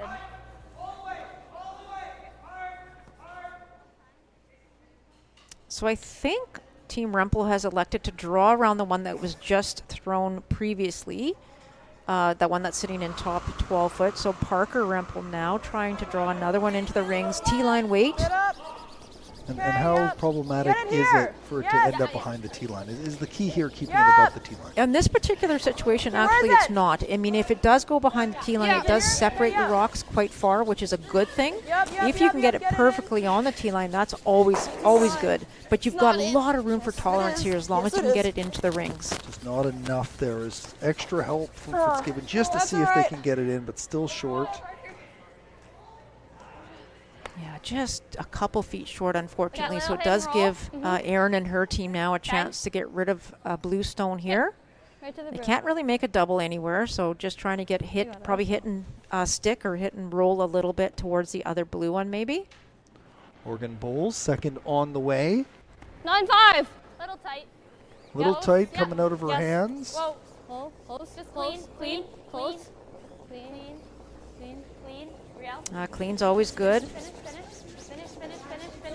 Roll. That's a great shot. Nice weight there. They get the one, sticks around. Now Rempel's got a decision to make. As Parker Rempel gets prepared to throw her second. I think it would have if we let out. I got a 10-3. What are we looking at for options here? Well, it looks like they're just going to play the nose hit. You know, they could get a little bit cute and maybe even try and get a little sliver underneath her other blue stone. But number one job here, really trying to keep that shooter in play if they can. Whoa. Like that. That's a great shot. Might even catch the back one. Yeah, They're going to make it that was there. a judgment call here. was You just may have gonna nose noticed it. Megan Rempel got in the way yeah. of the stone and blocked it when she was moving, so they're trying to figure out what to happen. It was spilling out, it jammed on a back rock, so they're just looking for a little bit of help from the official, and they're going to end up just removing that stone because it would have spilled out and keep that red one where it was. Not too much in play, just so focused on that shot, forgot about what's at her feet. I don't like that. We sit behind T. We forgot that was there. Yeah. Hidden. Actually, then we get to sit shot. Okay. Let's do this. Yeah, I like this call. Just get rid of shot stone. Yeah. You know, you've got, it looks like the red might be second shot. More. So if you hit and stick here or hit and roll a little bit, you'll be sitting 2. Talked about how challenging that roll is. Is there a worry about calling that shot if you're going to spill the rock all the way out? Or at this point, are you just trying to, the key is just getting the first stone out of play, and if yours sticks around, it sticks around? Yeah, I mean, ideally getting the stone out of play. That is number one, especially I say that only because of the 4-point lead. You've got some, room there that you can play maybe a little bit more weight. You don't have to be too fancy. Get rid of the stone. 9, 5, 10. If you lose your shooter, that's okay. Sweepers on it right away here. Fitzgibbon Stones on the 9, way. 5. Fenton and Wong are on it. They're off now. Wong only. She's off it now. Stones by. It's going to get the blue out. Stick around. Nice shot. Okay. Red now sitting a pair. Yeah, so a double has to be made at some point here if Megan wants to score more than 1 point, because as we said, that red stone at the back now is second shot. And how well are these lined up for the double? Great. This is a great opportunity. If you just hit it a little bit on Broom's side, like ever so slightly on Broom's side, you should be able to get rid of both red ones and keep your shooter in play. It's not going to roll very far. We know the Rempels had some challenges at times today figuring out that speed at the hit weight. How's the Broom look there in terms of what they're giving her? Yeah, I see they've tightened up the Broom, so Megan's very comfortable throwing that same weight, about 9.5. So by tightening up the broom, that should give her sweepers a chance to help manage the stone down the ice. The thing? So, yeah. Looks like it's got a curl. It's pretty close. What a There we go. shot. Great There you shot. go. Nice shot. Both disappear. Blue now sitting 2. And great adjustment there with the broom. I was like, can we get the double now? Sure. That other one. Save. Nice 10. Closer than that. And yeah. A little bit of chatter there about Rempel's consideration about the double. And no time but the present to execute that shot, and she gets it done. A beautiful shot. We have another one in the mixed wrapping up in front of us here. Horvath and Wilson will go off to the semifinal with a win on G. 10. Yeah. Fitzgibbon throwing her final stone in 6. Sweepers on it. Now she's going to try hard for the roll, what we call be aggressive on the roll here. Just try and get that rock in a different position. Oh, and that's too bad. Just an over roll, which is fine. I mean, that is totally okay. The problem with rolling out, though, Richard, if Just a bit tight. Megan has a look at it Still here, wait. that blue rock on the center line is close enough for a split for 3. And so what sort of shot are you hitting? You need to get that, you need to just nick the blue in the top, move it back while keeping the shooter spilling just and remaining in the rocks. How tough a shot is that to execute? In fairness, if you think it through and you go through your process, you're just throwing draw weight. You don't have to throw any more than that. And typically, sometimes we see you thinking you have to move a rock or 2 rocks and split. You have to throw more weight. You don't. You throw T-line weight, maybe back 4 at most. I see she's got great ice here. She hasn't taken too much ice. And all you do is literally have to touch that blue stone that's sitting on the center line, and your shooter will kind of roll in on its own. Huge opportunity for 3 points here. And this is really the opportunity she needs. As trailing 5-1, she needs to put some points up on the board. And here's the final stone on the way. Both sweepers are on it. Now, you don't want to be like, you've got to make sure you give it the weight. Gwyneth Jones and Ella Walker helping it along. Yes. Curl. They're asking for the curl. Trying to go the other way here right now. Roll that in. She's They close. got one in, She's and close. they're going to get both. Wow, What a shot. What a shot. Well executed by Megan Rempel, and a great adjustment by the team there to pick up that stone. Was over curling. They catch it. They finish up with the 3. We've got it now at 5-4 through 6. Stick around. This is an exciting one as we head to 7. We'll be back after the break.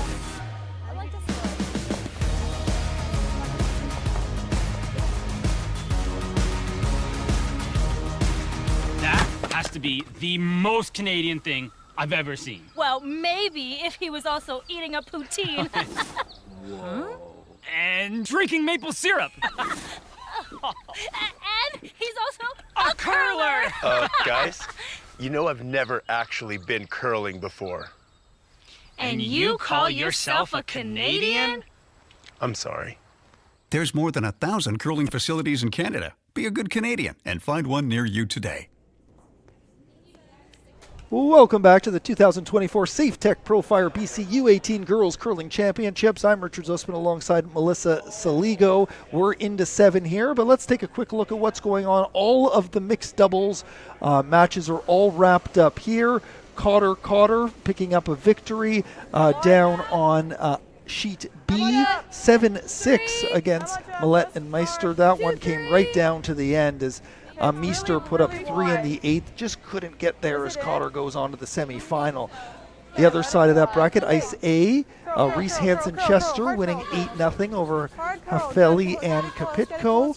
On Ice C, Brissette and Middleton winning 9-3, and just wrapped up right in front of us a final score of 5-3 for Wilson and Horvath. So you have your semifinalists. They will hit the ice tomorrow. It will be Cotter against Brissette Middleton, and Reese Hansen-Chester against Horvath and Wilson in the semifinal. And at the boys, take a look at the board there, and they're just having a chat with the coach, but it looks like it's 5-2 through 5. Yeah, they just finished the 6th in there, so we're just waiting to see what the score is and who scored. Line's good. Line's good. So it looks like, we'll give you an update on that when we get it, but let's focus back here as we have Brielle Wong's stone is on the way as it's just curling behind the guard. So Team Rempel setting up that guard and Wong working her way around it, but still a little bit open there as it settles in the ranks. And that's a good shot there for Brielle Wong. Great start by Ella Walker as well. Got the center guard up or just off center. That's most important here. With the 5-4 game now, it's anyone's game, so it's really important to get your rocks in great positions. Jaeger picked up 1 in the 6, 5-3 Farmer. Heading to the 7th, Farmer has shot rock. The winner of this one will head to the final tomorrow, which I know you'll be doing right here on Curl BC website for the stream for the boys final, and then we'll have the mixed final a little bit later in the day tomorrow as well. Get it by. And close, and Oh, close, great close, sweeping close. there, dragging this one in. Nice Those shot. 2 rocks, and nicely done there by Ella Walker. What a terrific shot. And after a great end in 6, some confidence here from Team Rempel as they really are figuring out this ice and starting to execute some of those really nice shots, at least in the front end here in 7.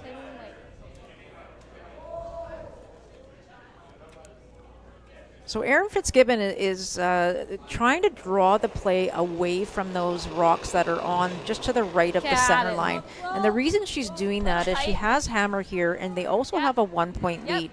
So their goal is to try and keep it as open as possible. When she gets the opportunity, she's going to definitely peel that guard that's out front. So what she's trying to do for Brielle is just get everything away from that center line, keep things over on the side, get it out of the way so she has some room to do some peeling. Well executed shot. Yeah, lovely. Brielle Wong's shot ends up just there at the top of the rings. Rempel taking a look around, see what she likes here is Gwyneth Jones will throw her first stone in 7, playing second for Team Rempel. Yeah, and I think Team Rempel has a chance here. They could actually throw another guard. Hitting a stone that's on the side isn't really, I know why she's doing it. The game's close and you don't want to leave too many opposition stones around. But she's in a really great stealing position right now, and I know it's early in the end. But if you throw another guard up, it's going to probably take Team Fitzgibbon's 2 shots to get rid of both of those guards. But now by not leaving that there, they could get rid of it in 1. Takes care of it, out it goes near the back. Rempel still sitting 1 here. Fitzgibbon looking at opening things up. Right to the broom, Ashley. Yeah, there's the peel. Trying to get rid of that center guard or just off center guard. Ashley Fenton throwing her first here in 7. Yep. 9. Yep. All the way. Keep it going. Hard. I'd like to roll her shooter away. This is a fantastic shot by Good throw, Ashley. Ash. Ashley Fenton clearing it out. Good sweep by Brielle Wong. And this is a great call as well by Megan Rempel. Put that guard right back. Just try and get it just off center, just about the same position as the previous one. Gwyneth Jones, her second in 7. Sit tight. Just guard. Just a guard. Got a curl. Both Walker and Rempel on it, although they take them right off as it needs to curl around to get in that perfect guard spot. You know it's going to finish, so you actually probably don't want to sweep it too much. Really hard, Parker, There it is. Oh, what a terrific shot as well. Parker Rempel dragging it right there to where they want that nice high guard, and Fitzgibbon quick to go back to the peel. Get rid of that. Yeah, she's got a very specific game plan here. Just trying to keep the 4-foot open for her to throw on her last if she needs it. Throw here. And she's going to force Team Rempel to keep throwing that center guard just off center guard up. 9. Sweep. Yep. Whoa. Morgan. Hard. Trying to get a piece here. Good throw. Nicely done. Split it. Nice, well executed shot. Yeah, 2 great peels there by Ashley Fenton. Now first stone coming up for Parker Rempel.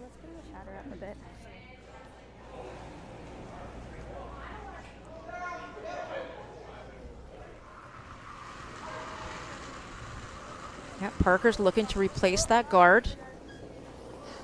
And they're starting to pick up the pace here a bit, so you wonder, we can't see the time clock here, but you wonder if they're really thinking about the time. Seems like there's Okay, lots of looks a time on the lot clock up. there. Looks really 11 up, minutes or but it's so gonna for curl a red, lot. 15.5 minutes for blue. So lots of time left on the clock, but they really are picking up their pace. Really hard, really hard, really hard, really Just the hard, really confidence in hard. what they're executing here, and Really another hard. really nice shot. Just 15-9. sits there right on the center line. Is that the sort of shot you're looking for at this point? She would have loved that another foot over, but you know what? Even though it's not covering those two stones, it's still a center guard, and it still can be used for Team Rempel. So pretty good there by Parker. You know, another foot again to the right would have been absolutely perfect. But now for Team Fitzgibbon, like, you're forcing them to hit their own rock. So they're going to play on the nose straight back to hit their own blue. But if you don't, you're going to be looking really good if you're Rempel here. So a really big shot here for Morgan Bowles. Hard, Brielle!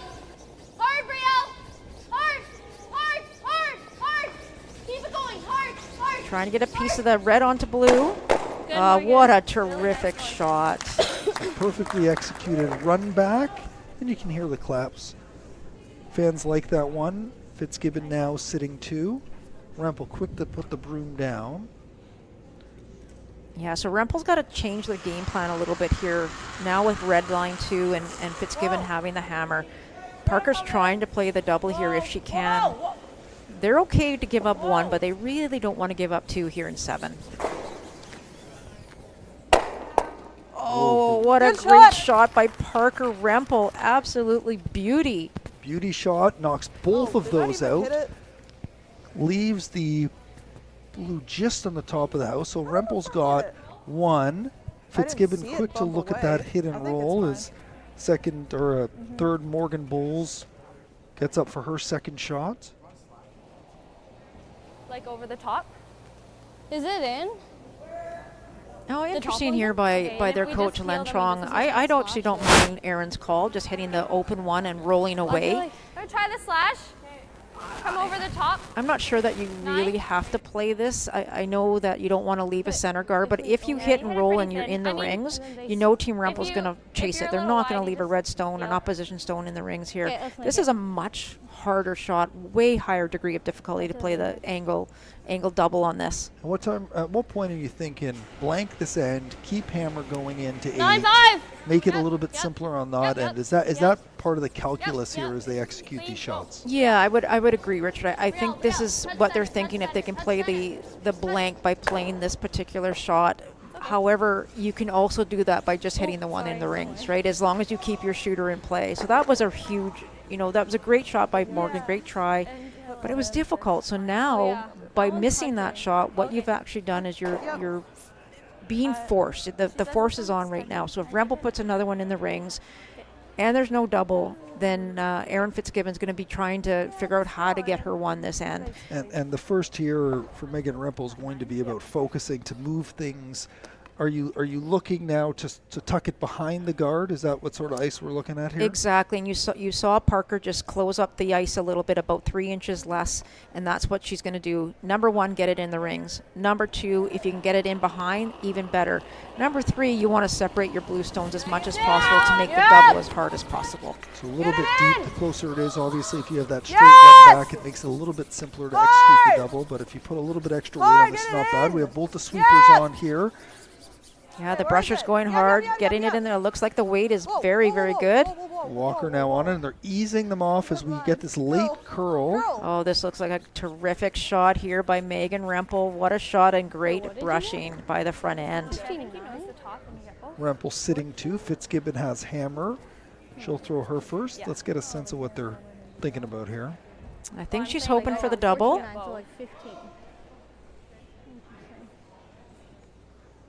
Depends what we want. He might sit in. He might just be grabbing a piece. I still think we hit. Yeah. 9. Yeah. This side doesn't curl too much. Yeah. They've seen this throw before. They have a good sense of the line, talking about a lack of curl coming that way. Nose, high nose? Yeah, just nose. Okay. Yeah, a great conversation there, Aaron, just letting her brushers know where they need to hit it. 9 and So 10. I think they can hit it right on the nose or even a little bit on the lower side, not the higher side. To make the double and keep your shooter in play would be the most ideal here.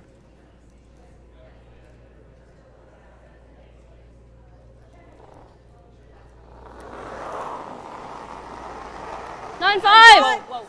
9-5. Yep. Yeah. Yeah. Whoa, whoa, whoa, whoa. She must be close. They're on and off this. Fenton and Long trying to decide. There's all sorts of decision-making. Beautiful shot. Erin Fitzgibbon, what a shot. First a beauty by Megan, and then a follow-up great shot by Erin Fitzgibbon. What a terrific game this has been. So double by Fitzgibbon, back and forth. Rempel now looking, you know, the most important thing you need to avoid here is giving up at any chance at 2. So you need to get rid of this one and assume that we're going to end up with a blank here and hope you get your steal when you get into 8. Great shot, clear and bolt those out. Rempel getting ready, and yeah, job number 1, make that red one go away, and job number 2 is to try and keep your shooter in play and force Erin to have to make a more difficult shot at the blank. Yep.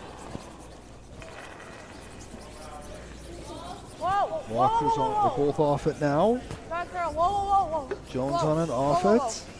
Just gonna catch it, looks like, and That's good. spill it out. So that's gonna, Fitzgibbon's just gonna throw one down the ice, and we're gonna go to 8 with Fitzgibbon keeping hammer, it looks like. Yeah. Oh, I interesting don't here. mind that. Up 2 without. Yeah. And then we just keep it clean. Or try to keep it clean. Yeah, I like that. Let's make the draw. Again, they don't have the opportunity to talk to their coach. The intern. Yep. 15 So it seconds. looks like they like the draw, and they're going to try to put one up on the board here. And if you miss, you keep the hammer. If you get it, you go up 2 and force Rempel to score a pair at least to keep this thing going. Yeah. Yeah, you know, we're all about analytics now in curling, and the analytics say if you have the hammer in the 8th end tied, the percentages are really high, you can get a victory. But you're up 1 with hammer, it's even higher. Like it's probably in the 80, 85, 90% range. So interesting call here. I really don't mind this. You know, Erin's got an idea of what she wants to do. Be up 2 without hammer, that's okay. Top 12. Gotta be in. Top 12. But just a little surprised on it. But, you know, I'll probably ask of her about it at some point. And they got the sweepers on it. They're just going to carry this thing in. Wade is nice here. Lots of lovely room. shot. Good throw, Erin. So Fitzgibbon puts in the 1, makes it 6-4 after 7. And the 8th end is on its way with the championship on the line here. We'll have that coming up after the break.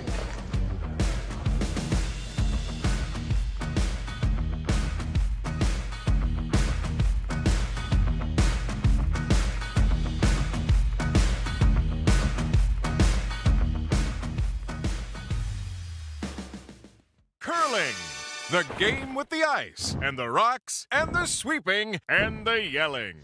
Each game starts with a handshake. Then, 2 teams of 4 people take turns throwing 44-pound stones down a sheet of ice. Each team throws 8 rocks, and the team closest to the center after all the rocks are thrown will score the points. This process is repeated for 6 to 10 rounds until one team is victorious. It's just that simple. Or is it? Welcome back. There's the hardware for the 2024 Safetek Profire BC U18 Girls Curling Championships. Richard Zussman alongside Melissa Saligo. The hardware will be handed out shortly here in Victoria. Who's going to get it? Well, that's going to be up to the curlers here in this last stand. Is a lead of 2 for Fitzgibbon, but Rempel scored 3 and 6. They're obviously looking to replicate that sort of success as we get ready to watch the final stones here in the 8th end. Let's take a look around the rink quickly. We're still in 7 over for the boys semifinal. Farmer up 5-3 as they curl in the 7th, and we have everything set on the other side of things when it comes to the mixed doubles. So tomorrow's semifinals, Cotter and Cotter versus Brissett and Middleton. That will be part of Draw 15 tomorrow morning. And then Reese Hansen and Chester will be taking on Wilson and Horvath in the other semifinal, with the winner curling tomorrow afternoon for the gold medal. And after we settle the semifinal here for the boys final will take place tomorrow a little bit earlier as well. But the focus is on the girls right now as we curl in 8, and we will be crowning a champion here very shortly. So great start there by Team Fitzgibbon. They put the first one in the top 12. And part of it is about how aggressive. At what point does Team Rempel need to get aggressive? Are they waiting for a miss from Fitzgibbon, or are you trying to set the tone yourself and to put some stones in places where you can score more than one here to keep this thing going? Yeah, I think that first one was supposed to be a corner guard, and because it slipped into the rings, it does make it a little easier on Fitzgibbon. Yep. I think, again, for Team Rempel, 10, get the rocks in play, 9, keep rocks in play. And we're all done over at the boys. Farmer has moved on, putting up a 4 spot in 7. So the final score is 9-3 for Team Farmer. They have looked great all week. They get the rematch against Beck. That was an outstanding game last night, the 1-2 playoff, and they'll get their chance for revenge tomorrow in that boys final. Wow, what a great job there of the semifinal. Really close game there for a long time, but the 7th, and as you say, a big score for Team Farmer. And there's been great curling throughout, but Beck and Farmer have been looking fantastic, finishing 1-2 during the preliminary round, and they will face off again, likely for the 3rd time. I got to look at I forget where they met early on, if they met at all, but for sure a rematch of last night's 1-2 game, which came right down to the end, and Beck executed that shot at the end to win, so they'll get a chance tomorrow to go at it again. It's really wide. So, not quite sure about this call. Team Fitzgibbon line 2, and you know that Team Rempel needs 2 to tie, and they actually played a hit on one of these red stones. And again, I go back to just playing maybe some tap backs, trying to get rocks behind the tee line and use them later in the end. So just not quite sure about that call, and unfortunately, it does go right by and misses everything. Yeah, so that stone goes through, so we're sitting 2 for Fitzgibbon. Rempel has the hammer, and we have now for Fitzgibbon up with her first stone will be Ashley Fenton. We're thinking about bumping that one back. We'll see. 15. Yeah, and in fairness, Richard, this is a great call. The only thing that you don't want to do is you don't want to bump it behind the tee line. The other option, in fairness, is if you look at the scoreboard, Fitzgibbon does not need any more points to win. So you could actually throw this rock through the rings. It's Team Rempel that wants the rocks in play to try and get rocks in play, try and get scoring done. If I'm Fitzgibbon, I don't want it. I don't want rocks in play. I want to keep it as clean as possible. Yeah, more rocks in play, more places to hide, and that makes it harder as you start navigating those shots later on, getting around those guards. Yeah. But we now have 3 stacked up right there at the top of the rings. Nice throw, Ashley.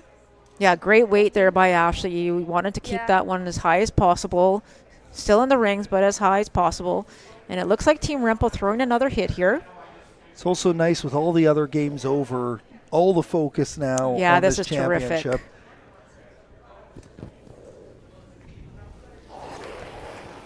So looking for a hit and roll or even the double on those 2 red stones. Gwyneth Jones throwing her first for Team Rempel. Both sweepers are on it, over curling, right on the center line. It's going to get the one and just stick right there on the center line.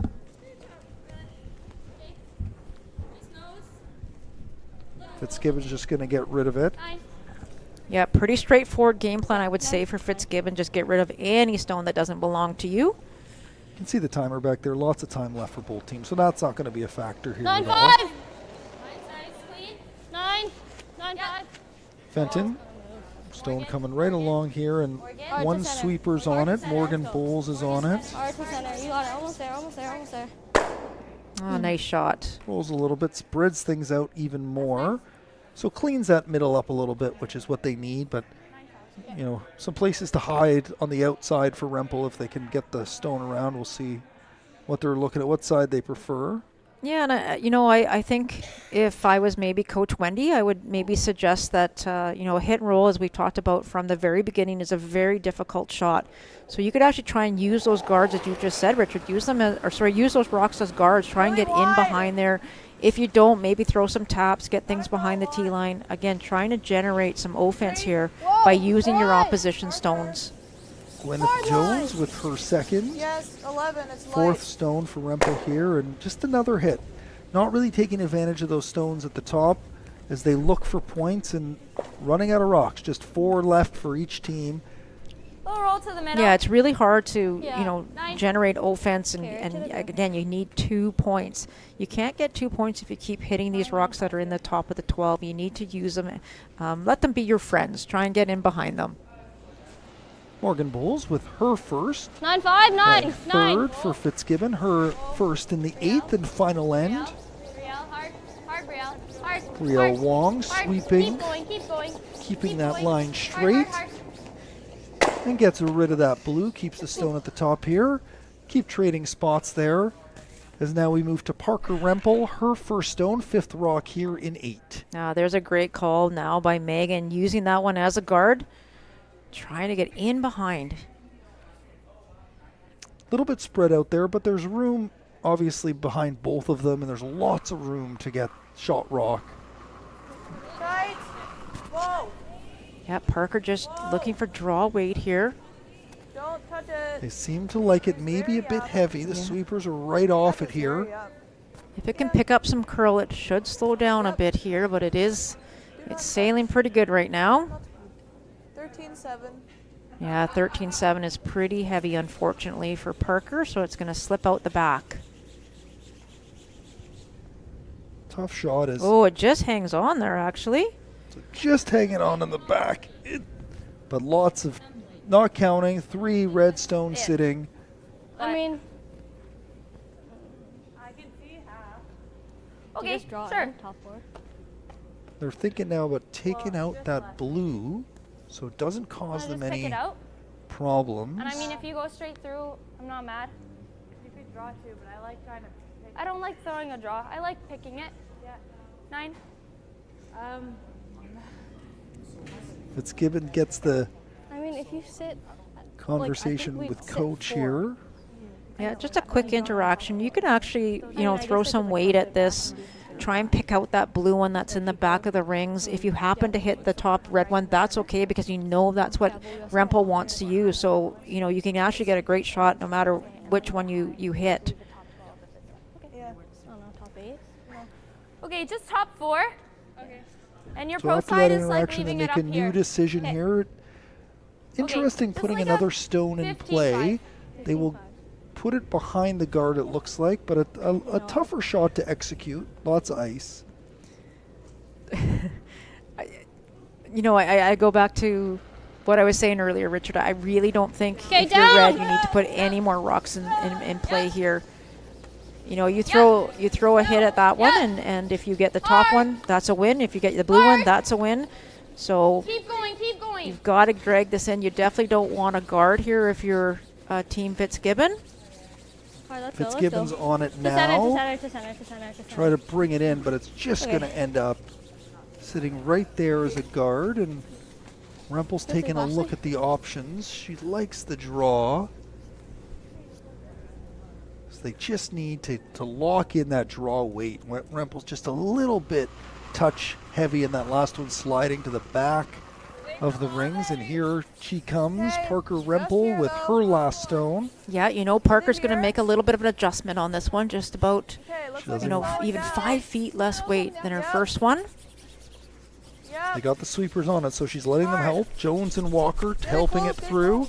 It's past the Oh, first this looks guard, but good if they can just drag it. now Drag it Megan to shot. Rempel's helping as well. They're trying to drag it in past her, and it's just short. Oh, wow. So close. So close. Letting those sweepers work, but just not enough on that rock to get it deep. And so Fitzgibbon's going to think about getting rid of it. At some point, that back one may come into play. Although there's lots of action going on here, and So I don't think you can see any of that blue stone, so there's definitely no chance of getting rid of it. I believe Fitzgibbon is sitting first and second and fourth. So what they're looking to do is Well, like a actually 15-5? block off any draw path that potentially Megan Rempel and her team have. So they're going to put this one right on the center, top 12. They would love to have it in as first, or sorry, second or third shot. You don't want to come in too deep. You don't know what Rempel's going to call here. And even a corner freeze on that blue stone that was just thrown isn't too bad. But I think just blocking up that path between those two stones around the center is good as well.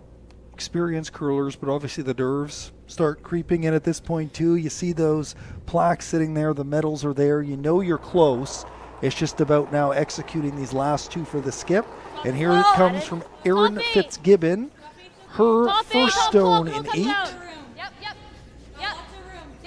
Top 12. Wong and Fenton on the sweep, trying to drag it right into the house. Yeah, I heard top 12, and that's perfect if they can just drag it there. Well, the girls are sweeping so hard, trying to get it full 12. Oh my God, what a great shot. Terrific brushing. Well executed Wow. shots, and now we're going to see Megan Rempel throw her skip stones. What sort of options does she have? Let's see if maybe not much of a conversation there. So what's the sense you're getting from what we're looking at here? Yeah, not a lot of options here, I don't think, for Megan. So she's going to play the hit on this red stone, try and roll behind any of those 3 stones that are sitting up in the top 12. So you can be a little bit aggressive on the roll. And it's stacked up. You don't get a great sense there, but it's just behind. So if you hit that correct weight, you can get it to spill just behind, and there's in essence 3 or 4, even 4 guards behind it where you can count this rock. Rempel's just got to execute it now. Yeah, it can roll anywhere here, just does not want to leave it right there on the nose. So trying to sweep for curl right now. Ella Walker's on it. Now Gwyneth Jones jumps on it too. They need it to curl. It's past the first one. Oh, this is close if she can get inside. Oh, just sticks boy, there. So close.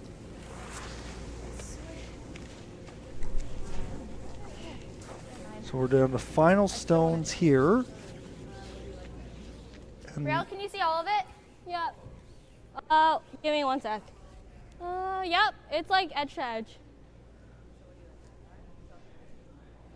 You can hear Brielle Wong there is taking a look at it from the other end, giving Erin a sense here in the house about what can be seen from the hack.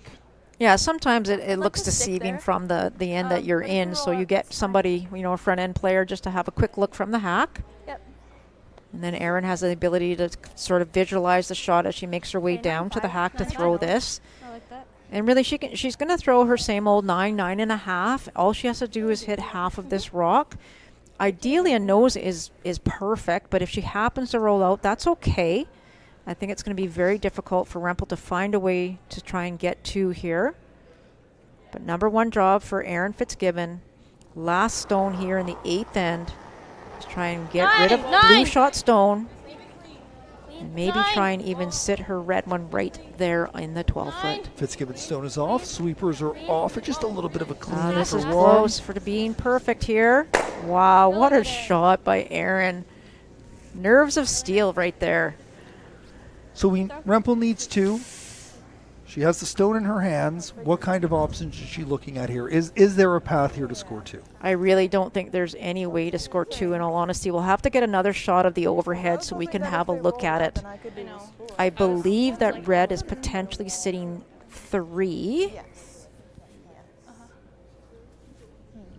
And largely that's a factor because you need to move both the blue that's sitting there and you need to move the shooter as well to get into a scoring position. Yeah, and so you have to make all 3 of those reds go, and I don't think there's enough room because that blue one's fully buried. It's not like you can play a split anywhere to get it. I'm afraid I don't really think I see a shot for 2. The rocks are really nicely lined up. You're the expert.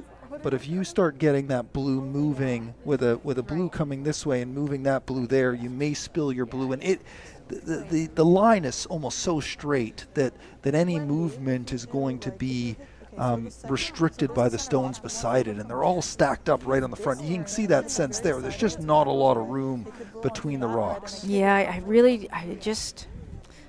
I'm just not seeing an option or a good option here for blue. That's all I know.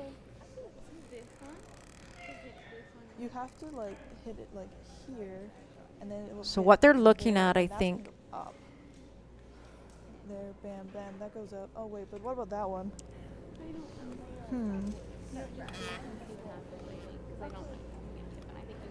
I think if it clips the side, then that will shoot inwards too.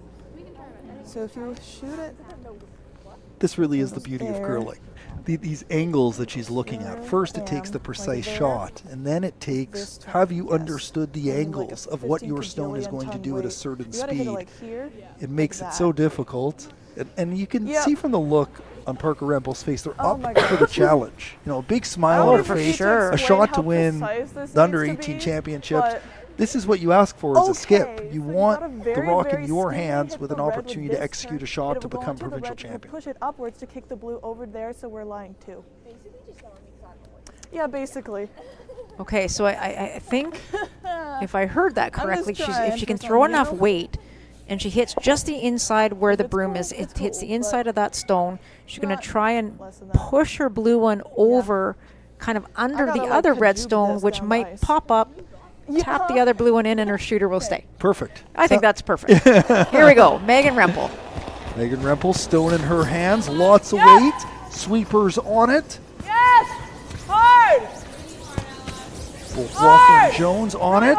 Here we go. It hits and just doesn't stick around, and that's it. We have a U18 champion. Erin Fitzgibbon is the 2024 U18 BC champion. Right down to the last shot, and what an exciting finish. What a terrific game by both of these young teams. They're going to head over and get the trophies. We'll show you all that. We'll have an opportunity to chat with Erin Fitzgibbon in a minute, but what an exciting, and so close on that shot. Tough to execute, lots of speed on it, and just tough to finish. And you know, with the way that these two teams played, it's exciting to see they're both going to be heading to Ottawa to represent their clubs in British Columbia in the national championships that will take place next year in Ottawa. Yeah, that is going to be so exciting, and we look forward to watching these two teams and cheering on BC. Oh, I don't have to do the interview. Let's go. Let's go. We're just going to wait for them to get their medals. I think we're going to show them with their plaques. They're going to go celebrate, and then we'll go out to the ice and have a quick chat with Fitzgibbon. So they're just getting everybody organized as they're going to get presented with their plaque and medals. You can see the Fitzgibbon team heading over for handshakes. Oh, God. And there they are, our champions. Where's Ashley? Team Erin Fitzgibbon. Ashley. Oh, they're missing somebody. Here we go. There she is. All right. Ashley Fenton. So the team of 5 you mentioned earlier, there they are. Big smiles. Congratulations, Erin Fitzgibbon. You are the U18 provincial champion, and you are heading to Ottawa to represent British Columbia. So we're going to take a quick break. When we get back, see me out on the ice. We'll have a quick chat with Fitzgibbon, and then we'll say goodbye and get ready for what's going to be a very exciting day tomorrow. We have our champion, and we'll see you after the break.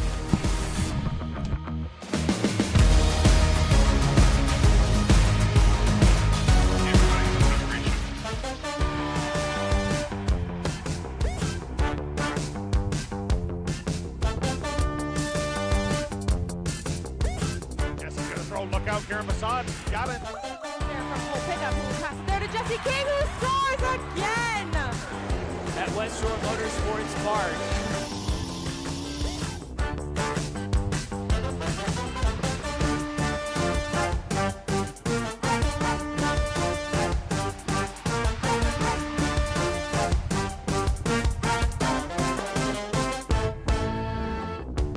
Cross in the box for Parmar, and she's done it. The opening goal.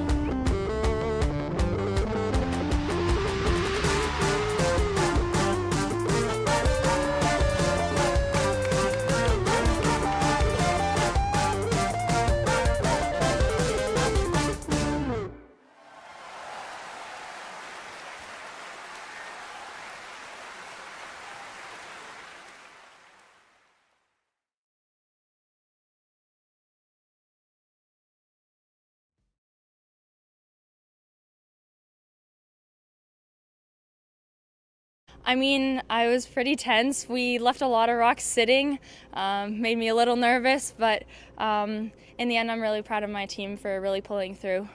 What stands out to you today? You look at the scoreboard there, you put up the 2, you get those 2 steals early, you get in control. What was it like to have that momentum early? I mean, it's very similar to what we felt during our semifinal game. We had a similar kind of start, And we just said, like, keep our heads down, keep focused, don't let it get ahead of us. Just an incredible tournament. 5 teams at 3-2, battling out through the semi, that tiebreaker yesterday. What was it like to compete here in Victoria and coming out as the winner? It was so great, really surreal. It hasn't quite hit me yet. But yeah, I'm just really proud of the team for pulling through, and I can't wait for nationals. Yes, you're heading to Ottawa. You knew it was coming, but now you represent British Columbia. You don't know yet who you're going to be facing, but what are you most looking forward to represent BC in Ottawa? I mean, I know one of my goals is to represent BC, represent even Canada, but I'm really looking forward to the sense of pride, and also just being on that bigger stage will be so much fun. Congratulations, have fun, and best of luck. Thank you so much. Erin Fitzgibbon is our 2024 U18 provincial champion. Melissa, back to you inside.